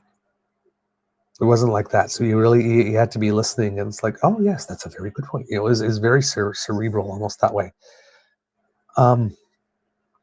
Cost of living, housing, and healthcare are the biggest issues, and the debate went about 90 minutes. And they touched on 5 sections: affordability, climate action, raising a family, the province's growth, and housing. On Houston's sort of overall vibe is there's been a lot of criticism, but the government has made significant investments that are producing results. We haven't been perfect, but we've done a lot of good work. The province is on the right path. Stick with us. And the whole debate was pretty much like that for him. He talked a lot about stuff that he has done, but he didn't seem to have any plans whatsoever on anything for the future. It was just kind of weird. Zach Churchill, who's the leader of the Liberals, basically stating that Houston was running on the same promises, same broken promises from last time. His act hasn't changed much, basically. Mm-hmm. And that the election was called because Mr. Houston wants more power for himself with less accountability, because he called this as a snap election. He talks a lot about his $3,000 in tax cuts that he has planned. He's planned to build 80,000 new homes to get back to fundamentals on healthcare, and makes the point frequently that Houston has been trying to double the population of the province. That was a goal, it seems, when it was already bursting at the seams. And the vacancy rate is 0, and we have to address the demand side on housing. Claudia Chender, who is the leader of the NDP, is basically running on the fact that rents are up 70% in Nova Scotia since Tim Houston took power, and that there are 145,000 Nova Scotians that are still waiting to be attached to primary care. She's talking about building homes that people can actually afford, attaching people to primary care, and removing the HST from everyday items like groceries, cell phone bills, and internet bills. She says specifically that there's a need for non-market housing, and they can't wait for the condos that Houston wants to build to magically just go down in price. So, and makes the point on housing that the number of housing units built doesn't matter if people can afford to live in them. Now, some of the facts on housing for Nova Scotia is that according to Statistics Canada, greater than 30% of Nova Scotians are renters. Rents have risen 18% since last year. Nova Scotia is consistently among the highest rate of rent inflation in the country of late. And they had something called fixed-term leases that have popped up, and landlords are using that to get around the caps. This lease is for a fixed term. Okay, your term is up. You got to go. we're going to renovate or something, right? According to the Deputy Minister of Housing, greater than 7,000 Nova Scotians are on a waiting list for more affordable housing. In fewer than 10 years, an additional 135,000 residents have come to Nova Scotia. So that's why housing has become a big issue. Houston pretty much had nothing else to say that I believe that the solution to the housing crisis is more housing. Well, duh. And what? Really? I didn't know that. Yeah, really. He talks about something called the MOST program, More Opportunities for Skilled Traders, which seems to be a pretty interesting program that other provinces might want to pick up on. It's offered to anyone who's working in a skilled trade who's under the age of 30 years old. They're not charged income tax on the first $50,000 they make. That's a good way to get people to go into the trades. He claims that housing starts are up. They just need to stick with the plan, but he does not acknowledge at all that his rent cap is not working because of the fixed term leases. And the Gazette, he just believes that we need more housing. That's the solution, but he doesn't have anything new. Chender does mention that she will immediately close the loophole on the fixed term lease and put on a rent to own starter program, which I think there's a federal one to go along with that, so it probably dovetails with that. And Zach Churchill said that he too would close the fixed term lease loophole, but he would create a rent bank from which I'm not sure residents can borrow or they just get a donation that can help them make rent at the end of the month if they can't do so. And basically says that the government has not created a path to home ownership. He says that if he takes government, he would immediately implement rent control, lower the allowable rent increase per year, and close the fixed term lease loophole. No, sorry, that's Claudia Chender. Sorry. He says that Chender's plan to build 500 new prefabs is a good start, but that's a week's worth of Mr. Houston's population growth plan, so it won't do much.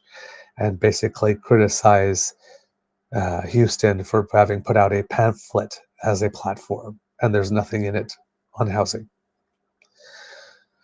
When it comes to cost of living, the only thing Tim Houston had to say is that they brought in a school food program, but he doesn't seem to have anything planned for the next 4 years. Chender from the NDP says that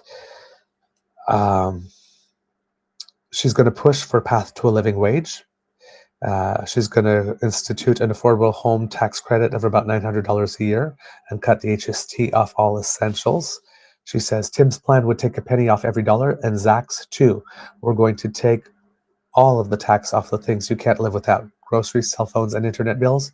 And if you want to transition to a heat pump, off of that and the installation too. Zach Churchill basically says that his NDP rival is happy with the highest taxes in the country, and that Mr. Houston's happy with the second highest taxes in the country, or vice versa for one of them. So then again, talks about his $3,000 tax reduction, getting rid of the HST on groceries, bringing more competition to the grocery market, and investing in public transit. He wants to make it free, and doubling something called the Seniors Care Grant. Now, the first clip I'd like to show is the one about education. It's timestamp 2520. And it's only about 3 minutes or so. But this very much represents Tim Houston over the course of the night, talking about things already done and trying very hard to make not much look big. Mm-hmm.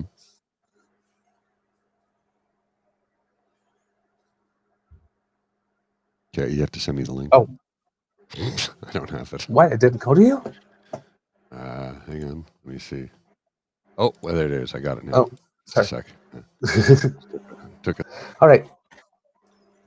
So, yeah. Where do you want to start 2520. Because it's 90 minutes. Yeah, 2520. 2520. All right.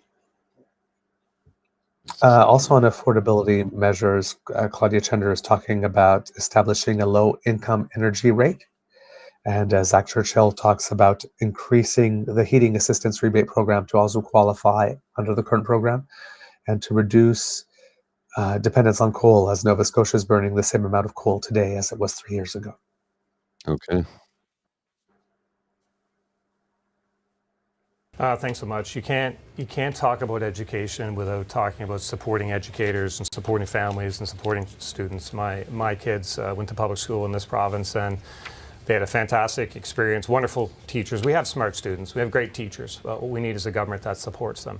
And that's what our government has done. In fact, when the teachers union was in negotiations with the province, I was home in Pictou County, and I got a call one night and when the negotiations were happening, and I said, how'd it go? And they said, not too good. So I said, listen, go across the hall and tell those NSTU folks that I'm going to drive up to the city and I'm going to come and chat with them. I got in my car. I drove up to the city.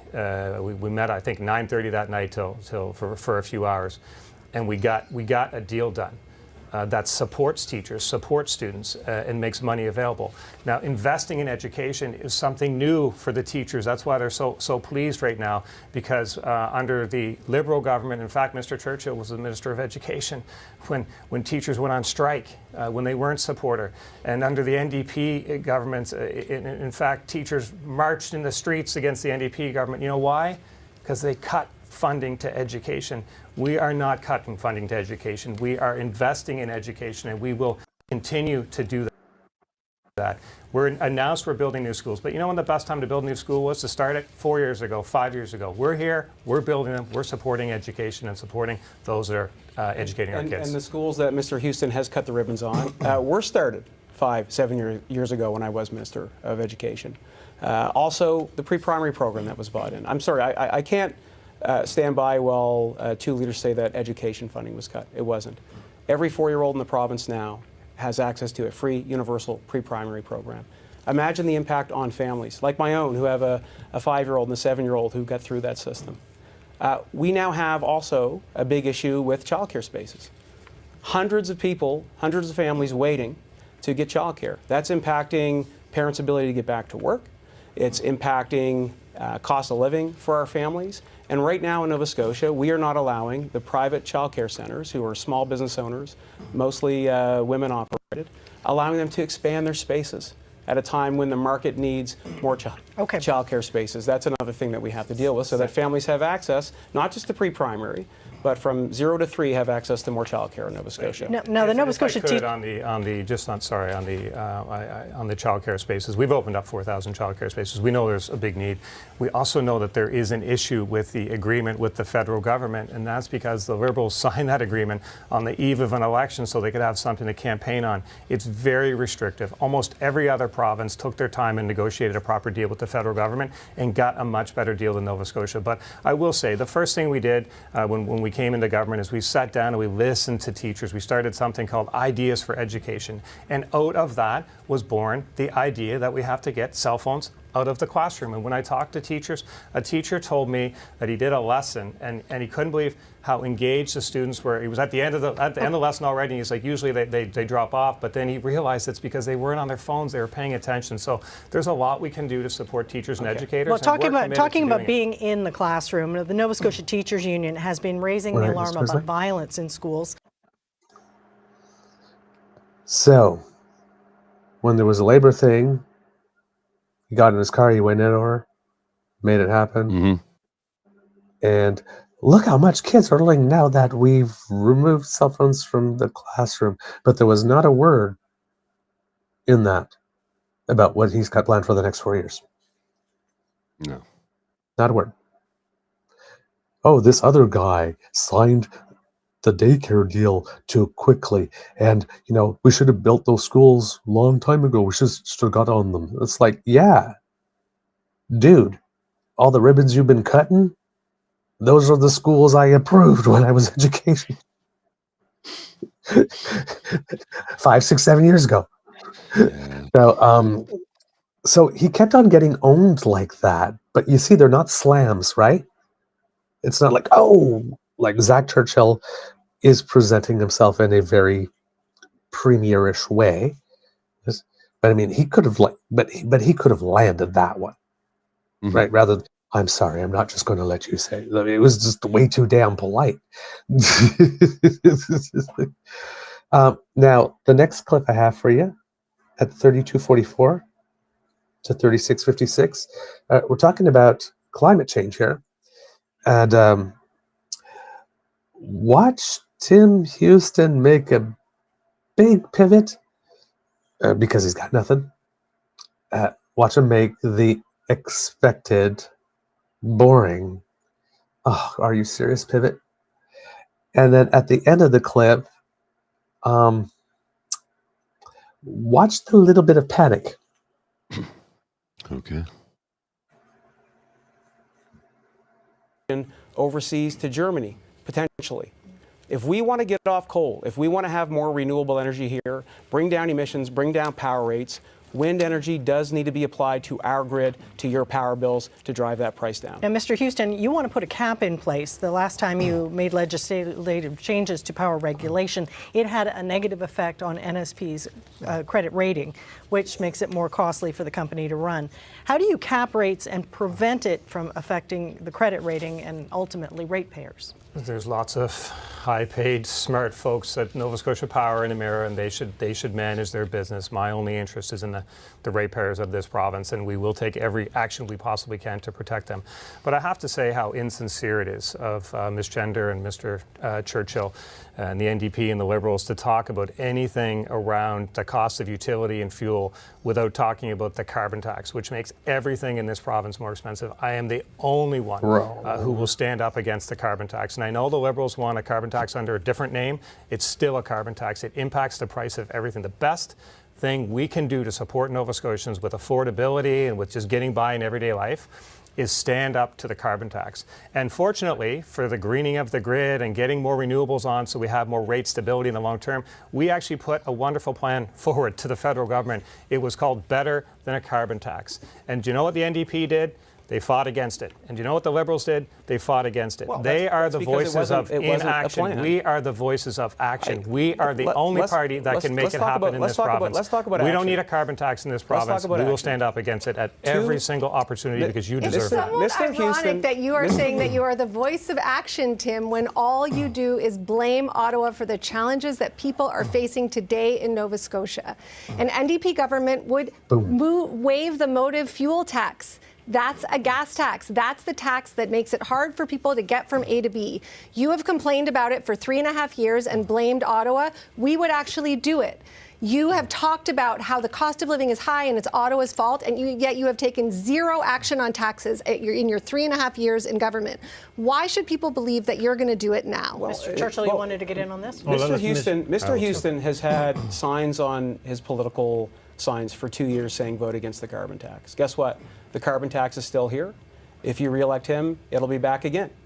The only party, if you look at our platforms, that has a solution to this issue is ours. We will end the carbon tax by bringing in a cap-and-trade system that will do our part to reduce emissions, give money back to you so you can pay for your heat pumps, get rebates for your electric vehicles, and it will also take 10 to 15 cents off the pump. Mr. Houston is charging HST on top of the carbon tax.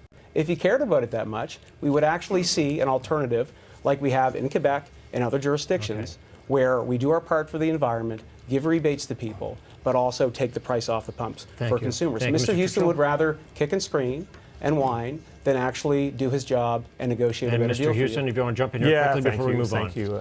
Listen, I'm the only leader on this stage that is only looking out for the interests of Nova Scotians and not beholden to a political party.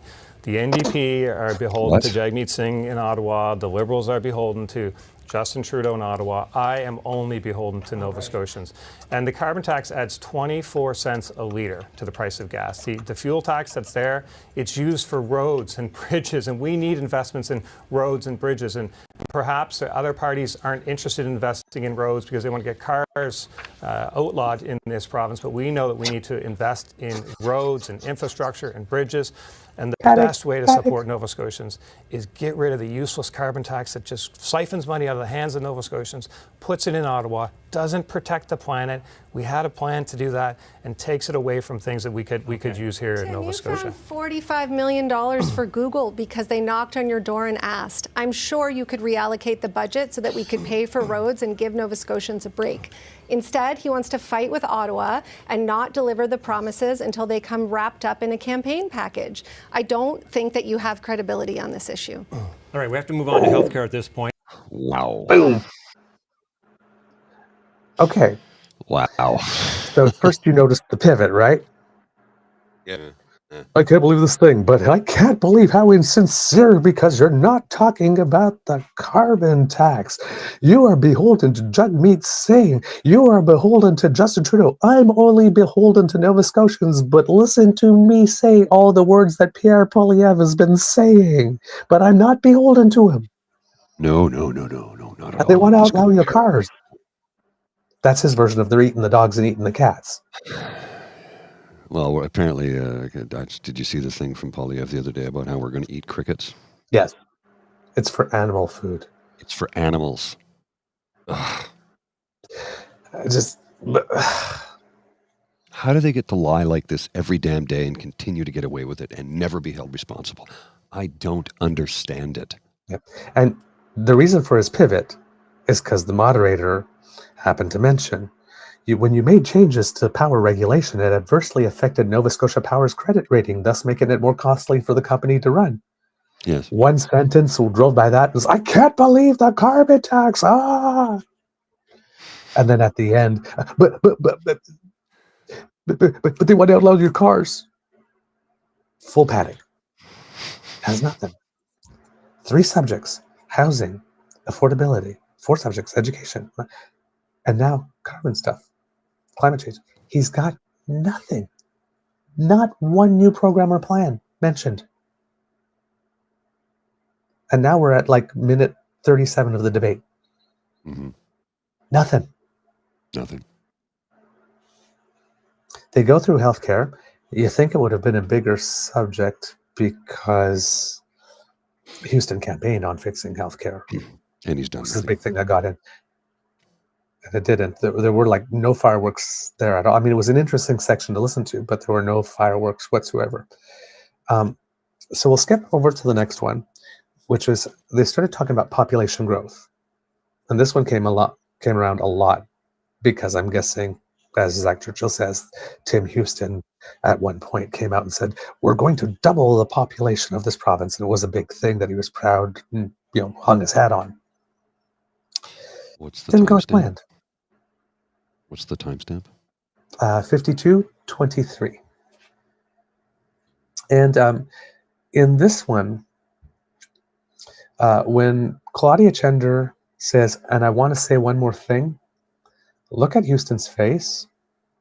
Mm-hmm. And then when Zach Churchill comes in and basically calls Houston a liar, look at his body language, the little bits of time that the camera is on him. And look when his head pops up. Okay. Okay, thank you. We are moving on to the growth section of our debate tonight. Communities across Nova Scotia are seeing rapid growth, and we're seeing the pressures that come with that increase in population. How would your government strike the balance between bringing in the immigrant population needed with how much more people our province can actually handle? And we'll start with you, Mr. Houston. Thank you so much. This is obviously a really important question. It's on the minds of Nova Scotians. The Nova Scotians are concerned about the growth. I am also concerned. This is why we've dialed back and really been strategic and really focused on the immigration portion of population growth. There are multiple parts of population growth. Some are just people who moved away but are moving home to Nova Scotia. Some are on immigration, but we've been really focused and strategic on the immigration file. It is only targeted at people in the skilled trades who can help us build those homes we're talking about, and people in healthcare that can help provide care to you. So it's very focused and very strategic. We hear the concerns of Nova Scotians. We know that there are infrastructure needs. We're committed to making those investments. We've been working with municipalities on those as well. But another part of the population growth that I think is really important is around the asylum seekers. And when Prime Minister Trudeau wanted to send 6,000 asylum seekers to Nova Scotia, I said, listen, we are kind, compassionate people, but we can't do it. The NDP, and the Liberals both said that we should accept those 6,000 asylum seekers. We just can't do it. I think this is really important because you can't talk about population growth without talking about all the various components of it. So on the immigration front, we hear you. We're very, very focused, very strategic, very targeted on skilled trades and healthcare workers. But on the asylum seeker thing, we have to be realistic and put the right message forward to Ottawa on that. Okay, thank you, Mr. Houston. Ms. Chender, you're next. Thanks. I appreciate the question. I want to start by saying that Nova Scotia is a province that's been built by immigrants, and Canada is a country that's been built by immigrants. And we have major pressures right now. We have a 1% vacancy rate in our housing market. We have totally unsustainable costs, and our schools are overcrowded. We know that. That is because of neglect. We need to build as we grow. And I want to make sure that I'm clear on the point that this is a failure of infrastructure. It's not a failure of people. We have underfunded our universities, so they bring in more students. We have underfunded our agricultural sector, so they bring in more temporary foreign workers. And then we blame them, the workers, the most vulnerable people, when we haven't built, you haven't built enough housing. You haven't addressed the healthcare problems we have. And it's unfair and it's scapegoating. And I think we need to acknowledge that for what it is. And I want to say one more thing. This government has been recruiting healthcare workers from refugee camps. So this whole idea that there is the right kind of person needs to be addressed. There are the right kind of people for the right kind of jobs in every corner of this world. And what it takes is a plan to address our needs here at home, to make sure that we are building the infrastructure that we need, we are building the schools that we need, and we are actually addressing affordable housing and not scapegoating people when we've failed to do those things. Thank you, Ms. Chender. Mr. Churchill, it's your turn. Pro-immigration policy to grow our population sustainably. Mr. Houston has been driving population growth for the revenue that it's given him, which he has spent lavishly all over the place without impacting your life in a positive way. He tells you that the people that he's nominating are all skilled trades and healthcare professionals. If you look at the documents in the immigration department, the majority of people that are being nominated are actually not from those professions, even close. Less than 14% are. So that is not true. You look at what he wants to spend money on, taking the tolls off the bridges at a time when we need to put that money into public works and growing our infrastructure. We do that, investing in more cell phone towers, investing in a new bridge in Halifax, investing in twinning our highways, and investing in new homes. The only platform that has a commitment to build 80,000 homes, which if we don't hit, we will see this housing crisis get worse. So yes, we do have a crisis right now. I would say the largest reason for that is because Mr. Houston has been driving this population growth, I think for the revenue only. But we can invest in the right things, not taking tolls off bridges, but keeping that money actually in our road infrastructure, in our civic infrastructure, which we need if we're going to sustain that growth over the long run.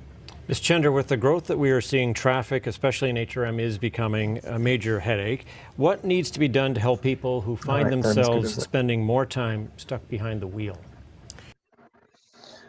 So you saw Mr. Houston particularly listless on the response from this one. Mm-hmm. And then when Ms. Chender starts talking about him scapegoating, she goes, I want to say one more thing. His faith, it fell. Yeah. Because he got called out. Then Churchill comes in and basically says, liar. You said you're only doing these two things. It only counts for 14%. That is not true. I guess, and the camera sort of cuts away and you see Tim Houston's dam. I guess, and then when he says, and you, Tim Houston, his head pops up when he hears his name.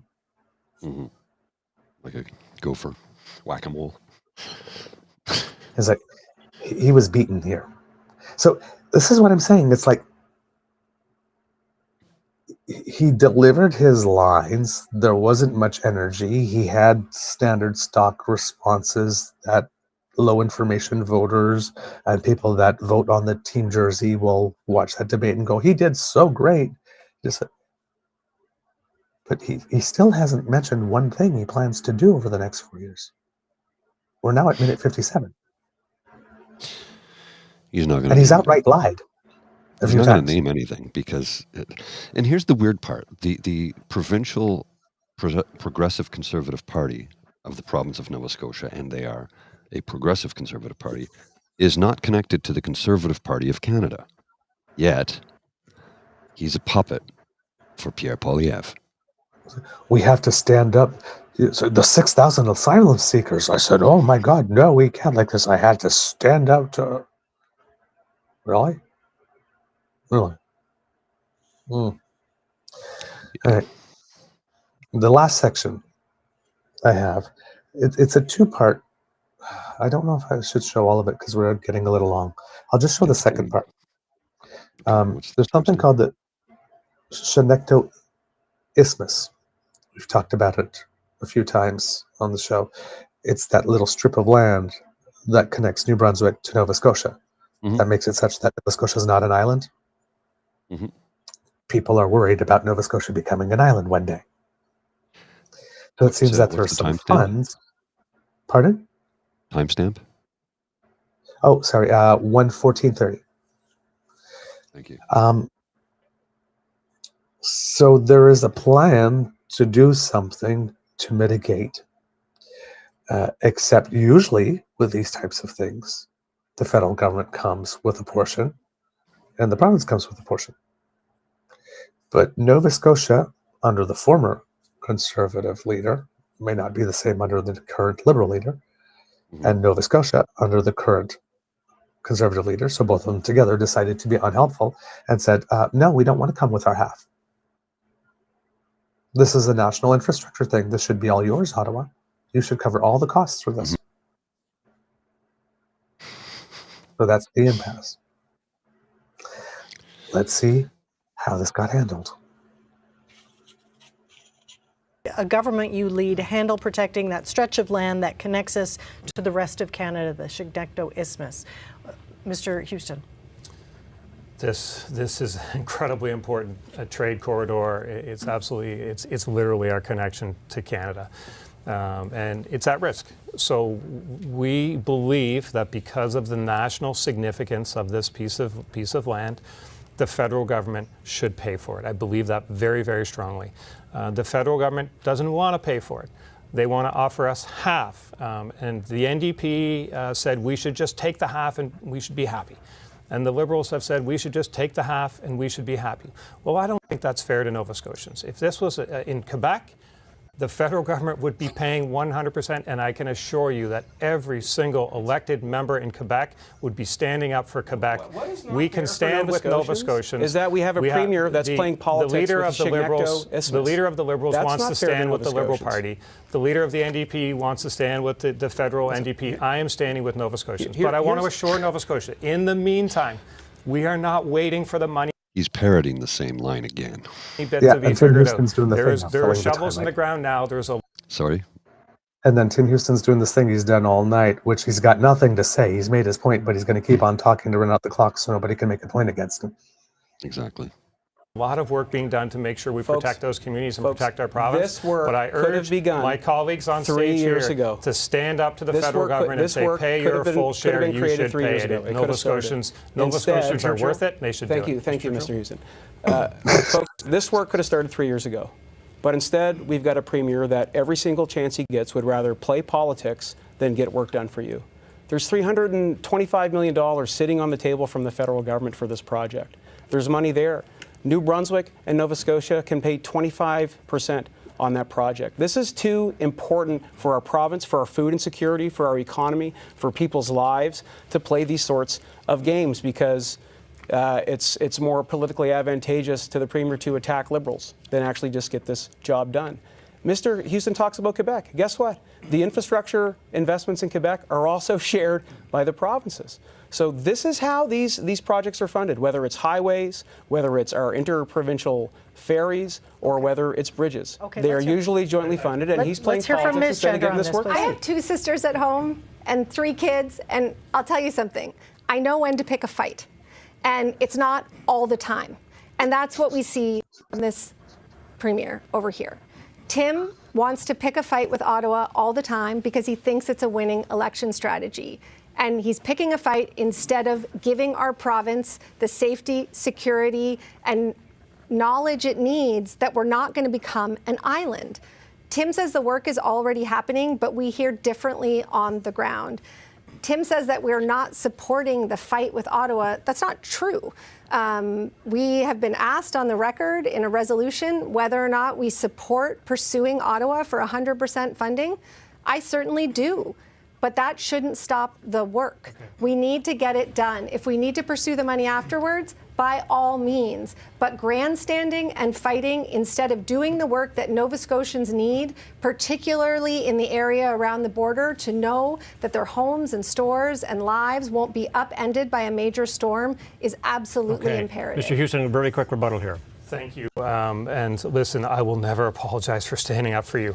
Nova Scotia has a right to expect that they are treated fairly by the federal government. And this is not small change. This is over $400 to $500 million. That's a lot of money. It's Nova Scotians have a right to get the same treatment as the other parts of the country. I'm really pleased to hear the NDP say that they will now join us in calling on Ottawa to pay the full share.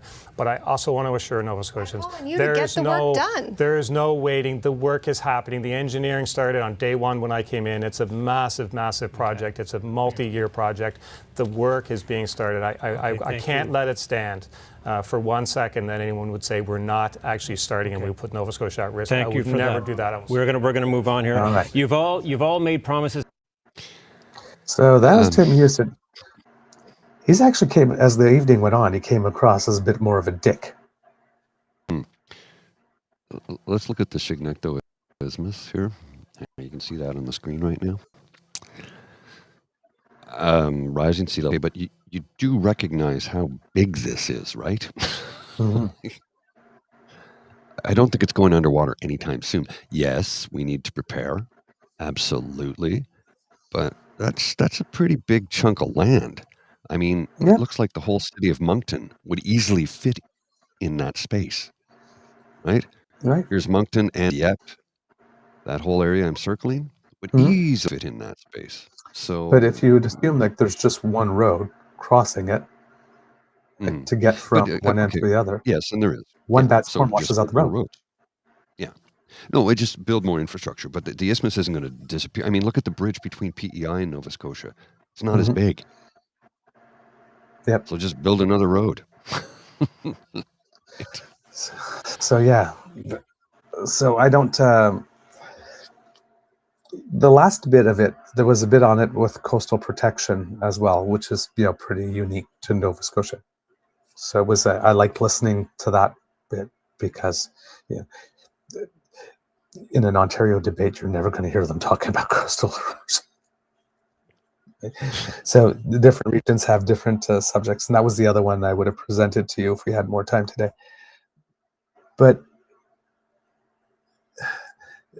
like the last two answers we showed with Tim Houston, like both of them started with like some type of like he just looked like he'd rather be anywhere else in the world but there. There was no energy. Like even at the end as he's defending himself, it's like, no, I can't stand for it. It's like, really? Because it's like, no, I didn't do it. I'm fighting for you. Please, no, look at me. I'm trying so hard.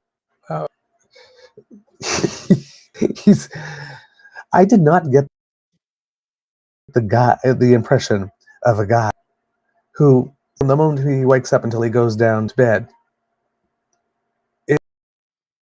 is first thinking about Nova Scotians. We can make their lives better.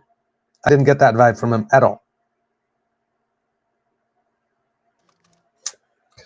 So, except the other leaders did themselves rather proud. I'm sure everybody scored points with their respective audiences, but I don't think this would change any fortunes for Houston. But I would not be patting myself on the back and saying I won this and gave myself a stellar performance, because that was not the case. He really looks like he just wants to quit. I have driven that road a number of times. Sorry. And I understand that it's marshland. It's not exactly ideal. And yes, it does need to be protected, but we can build more roads and we can build more rail. I mean, it's been done before.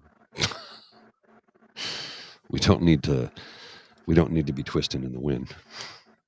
Hmm. Yeah, but it's still, like I said, it's important to build the mitigation that is required.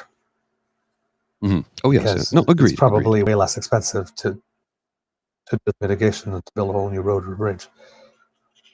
Mm-hmm. No, agreed. Yeah, Mr. Grizzly, do we have a show? I mean, there's still folks. So, yes, we do. I was just going to say there's still folks in Cape Breton Island who are still upset about the Canso Causeway because they don't feel like they're an island anymore. Yes. So. Yes. Yeah. Indeed. Yeah. So you can't make everybody happy. All right, kids and cubs. That's the end of this episode of the Daily Beaver Morning Show. We hope that you love listening to us because we love making this for you. Remember, sharing is caring and word of mouth is priceless, and you have the mouths from which we want the word to come. So please tell your peeps and poops all about us. Now, if you don't want to miss an episode, you don't have to, thanks to the Ray Girl who has sparked that QR code that just appeared would bring you right there. Or you go to podpage.com/TrueNorthEagerBeaver, lowercase letter with a hyphen between each one of those words. And when you go there and click subscribe, we come directly to you when we have something fresh off the bandwidth. Now, if you'd like to help us in other ways, then you need to make like Kit Lane and surf yourself on down to the True North Eager Beaver Media Incorporated YouTube page, where we have 3 buttons for you. You like, share, and subscribe. If you click, we get all kinds of happy at our end, and everybody loves Happy Beaver, right? So go click them and who doesn't get us a little happy. Now, if you would like to support us in other ways, then you might want to go to our tip jar that can be found at our coffee page. The coffee, ko-fi.com/eagerbeaver, lowercase letters, all in one word. Again, that QR code that's appeared by Ms. Grizzly's head there. And if you go there, our tip jar is waiting for you. So if you like the product that we are producing and would like to encourage us to do more, and would like to help us under the show and bringing it to you, leave us a couple of coins over there, please. Buy me a hot chocolate, buy Mr. Grizzly a cup of coffee, give us an attaboy, and that would mean the world to us so much. So thank you for your generosity. If you are not able to help financially, that is not a problem, because the gift of your participation is the one that matters most to us, and we love to hear from you. So please write to us at truenortheagerbeaver@gmail.com, at our homes on Blay and Twitter, and on our Facebook page, True North Eager Beaver. And if you happen to be listening on our YouTube channel, right down below, there's a comment section. Leave us a few comments. And if you're listening to us on podcasts, especially Apple Podcasts, please give us some stars and reviews. They all help us with the algorithm. It seems to be, it's pretty important. So there you go.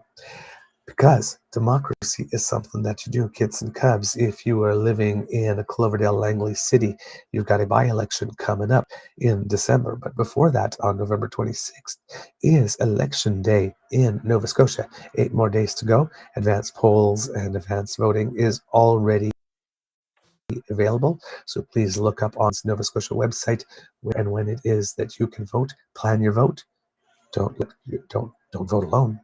Bring friends with you and tell everybody around you that you're voting, so to get them excited about too. And if there happens to be a candidate that you're excited about, why not volunteer to help them win? Stuff some envelopes, knocks on some doors, make some phone calls. You never know. Or volunteer with campaign staff to help bring people to the polls on election day so that everybody can vote. There's many ways for you to get involved, so throw your body in the game. From the Beaver Lodge, this is your Eager Beaver saying, it could be a tough world out there, kids and cubs, so please be too gentle with yourself. Mr. Grizzly, please tell us you have some words of wisdom for us. Well, a little bit of wisdom, I guess, but more shameless self-promotion. If you look up in the corner by my head, there's a QR code that will take you to an Audible link where you can purchase the book that I recently narrated. And I did put a link to it in the chat as well. If you click on that, it'll take you right there. I am paid on royalties only, so if the book doesn't sell, I don't earn any money for my efforts. So I'm eager to have people come out and purchase the book. It's a charming little novel, or novella, I should say. It's only about 2.5 hours of your time. And it talks about a father and son journey, baseball journey, and how the father coaches, the son is on the team, and the year they go through. So yeah, check it out if you could. I'd like that very much. And Saucy, what's the title for? I leave leave it up to you. It's called Under the Lights, A Season of Growth, A Father-Son Baseball Journey. Cool. Just for our listeners that are not watching live. So my words of wisdom, please help me out so I can keep doing this show because I need money. This is my new line of work is basically narration is what I'm going to be doing. I'm trying to turn this into a full-time gig between narration and podcasting and voiceover work. If I can start doing some ads, that would be great. It's what I want to do. It's what I've wanted to do for a long time. I've got a jazz show coming up later today, and I'm getting back to work on my pop music show, along with a few other little things that I've got in the hopper. So yeah, there'll be more content coming your way soon. And I will have an ASMR show this evening for those of you who care to join in. Fantastic news. And Kits and Cabs, if you have not checked out any of Mr. Grizzly's music shows, you're missing out. They're really good. They're really, really good. Thank you. I often, when he was doing them earlier and we were writing full shows, I would often write the shows to the music. So it's perfect. All right, Mr. Grizzly, I think it's time to cue the cock. I believe it is. I'm just going to put a link here to my Mixcloud page for those of you who want to enjoy that. That's mostly pop, rock, emo, metal, popular music. It's the other show. The other show I have is a jazz show. Anyway, let's listen to a little bit different music right now, shall we? Okay. You are listening to a True North Eager Beaver Media Incorporated podcast. The True North Eager Beaver podcasts are proudly brought to you by our founding sponsors, the Misfit Mysteries from Corvid Moon Publishing, your source for science fiction, fantasy, and cozy mysteries featuring a broad diversity of characters, CanadianTarot.com, their uniquely Canadian online eclectic tarot community, and the Peppermaster, hot pepper sauces made from farm-fresh ingredients to thrill your taste buds and expand your mind. We are grateful to the Crier Media Network for its support, Pete Jarvis for our artwork, and Paul Joseph Something for our opening and closing sequence music.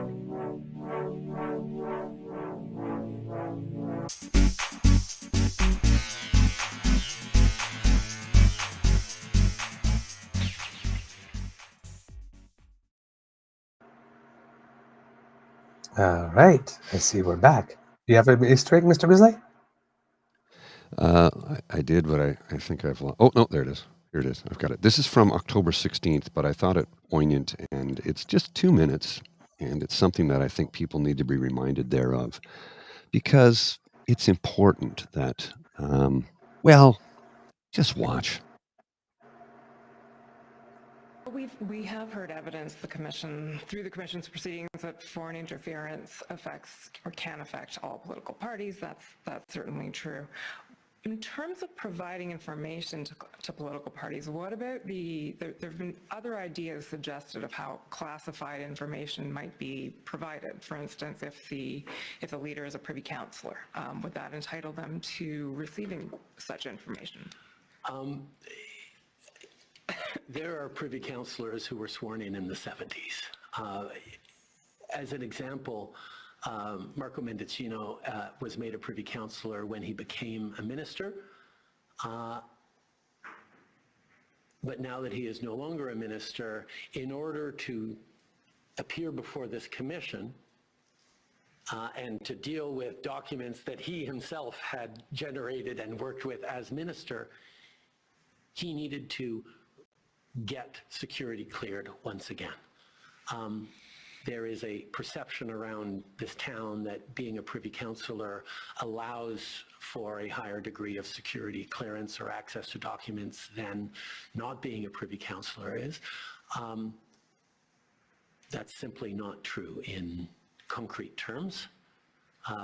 Ministers have access to secure documents by dint of their roles of ministers and go through a vetting process that clears them for that before they are appointed ministers. But having been a minister years ago does not give you any inherent ability to see classified documents without re-upping or reinstating a security clearance. Okay. Just wanted to drive that home for those who keep telling me, oh, yes, clearance as a Privy Council member. No, not anymore. It's lapsed. It's lapsed. It's expired. It doesn't exist anymore. He has to go get it again. Alrighty. Yeah. All right. One little bit of news for me, Easter egg.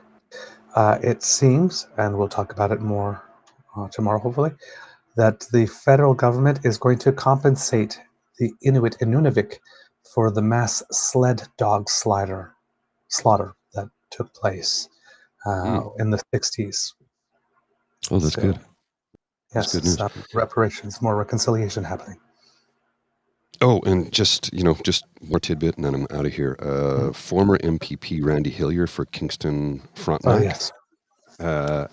His 9 charges have been stayed because the Ontario courts are too slow to act. So all the charges have been dropped because, well, you have a right to a speedy trial, and they've not done it in time. So thanks, Doug Ford. Yep. See ya. Was it going to take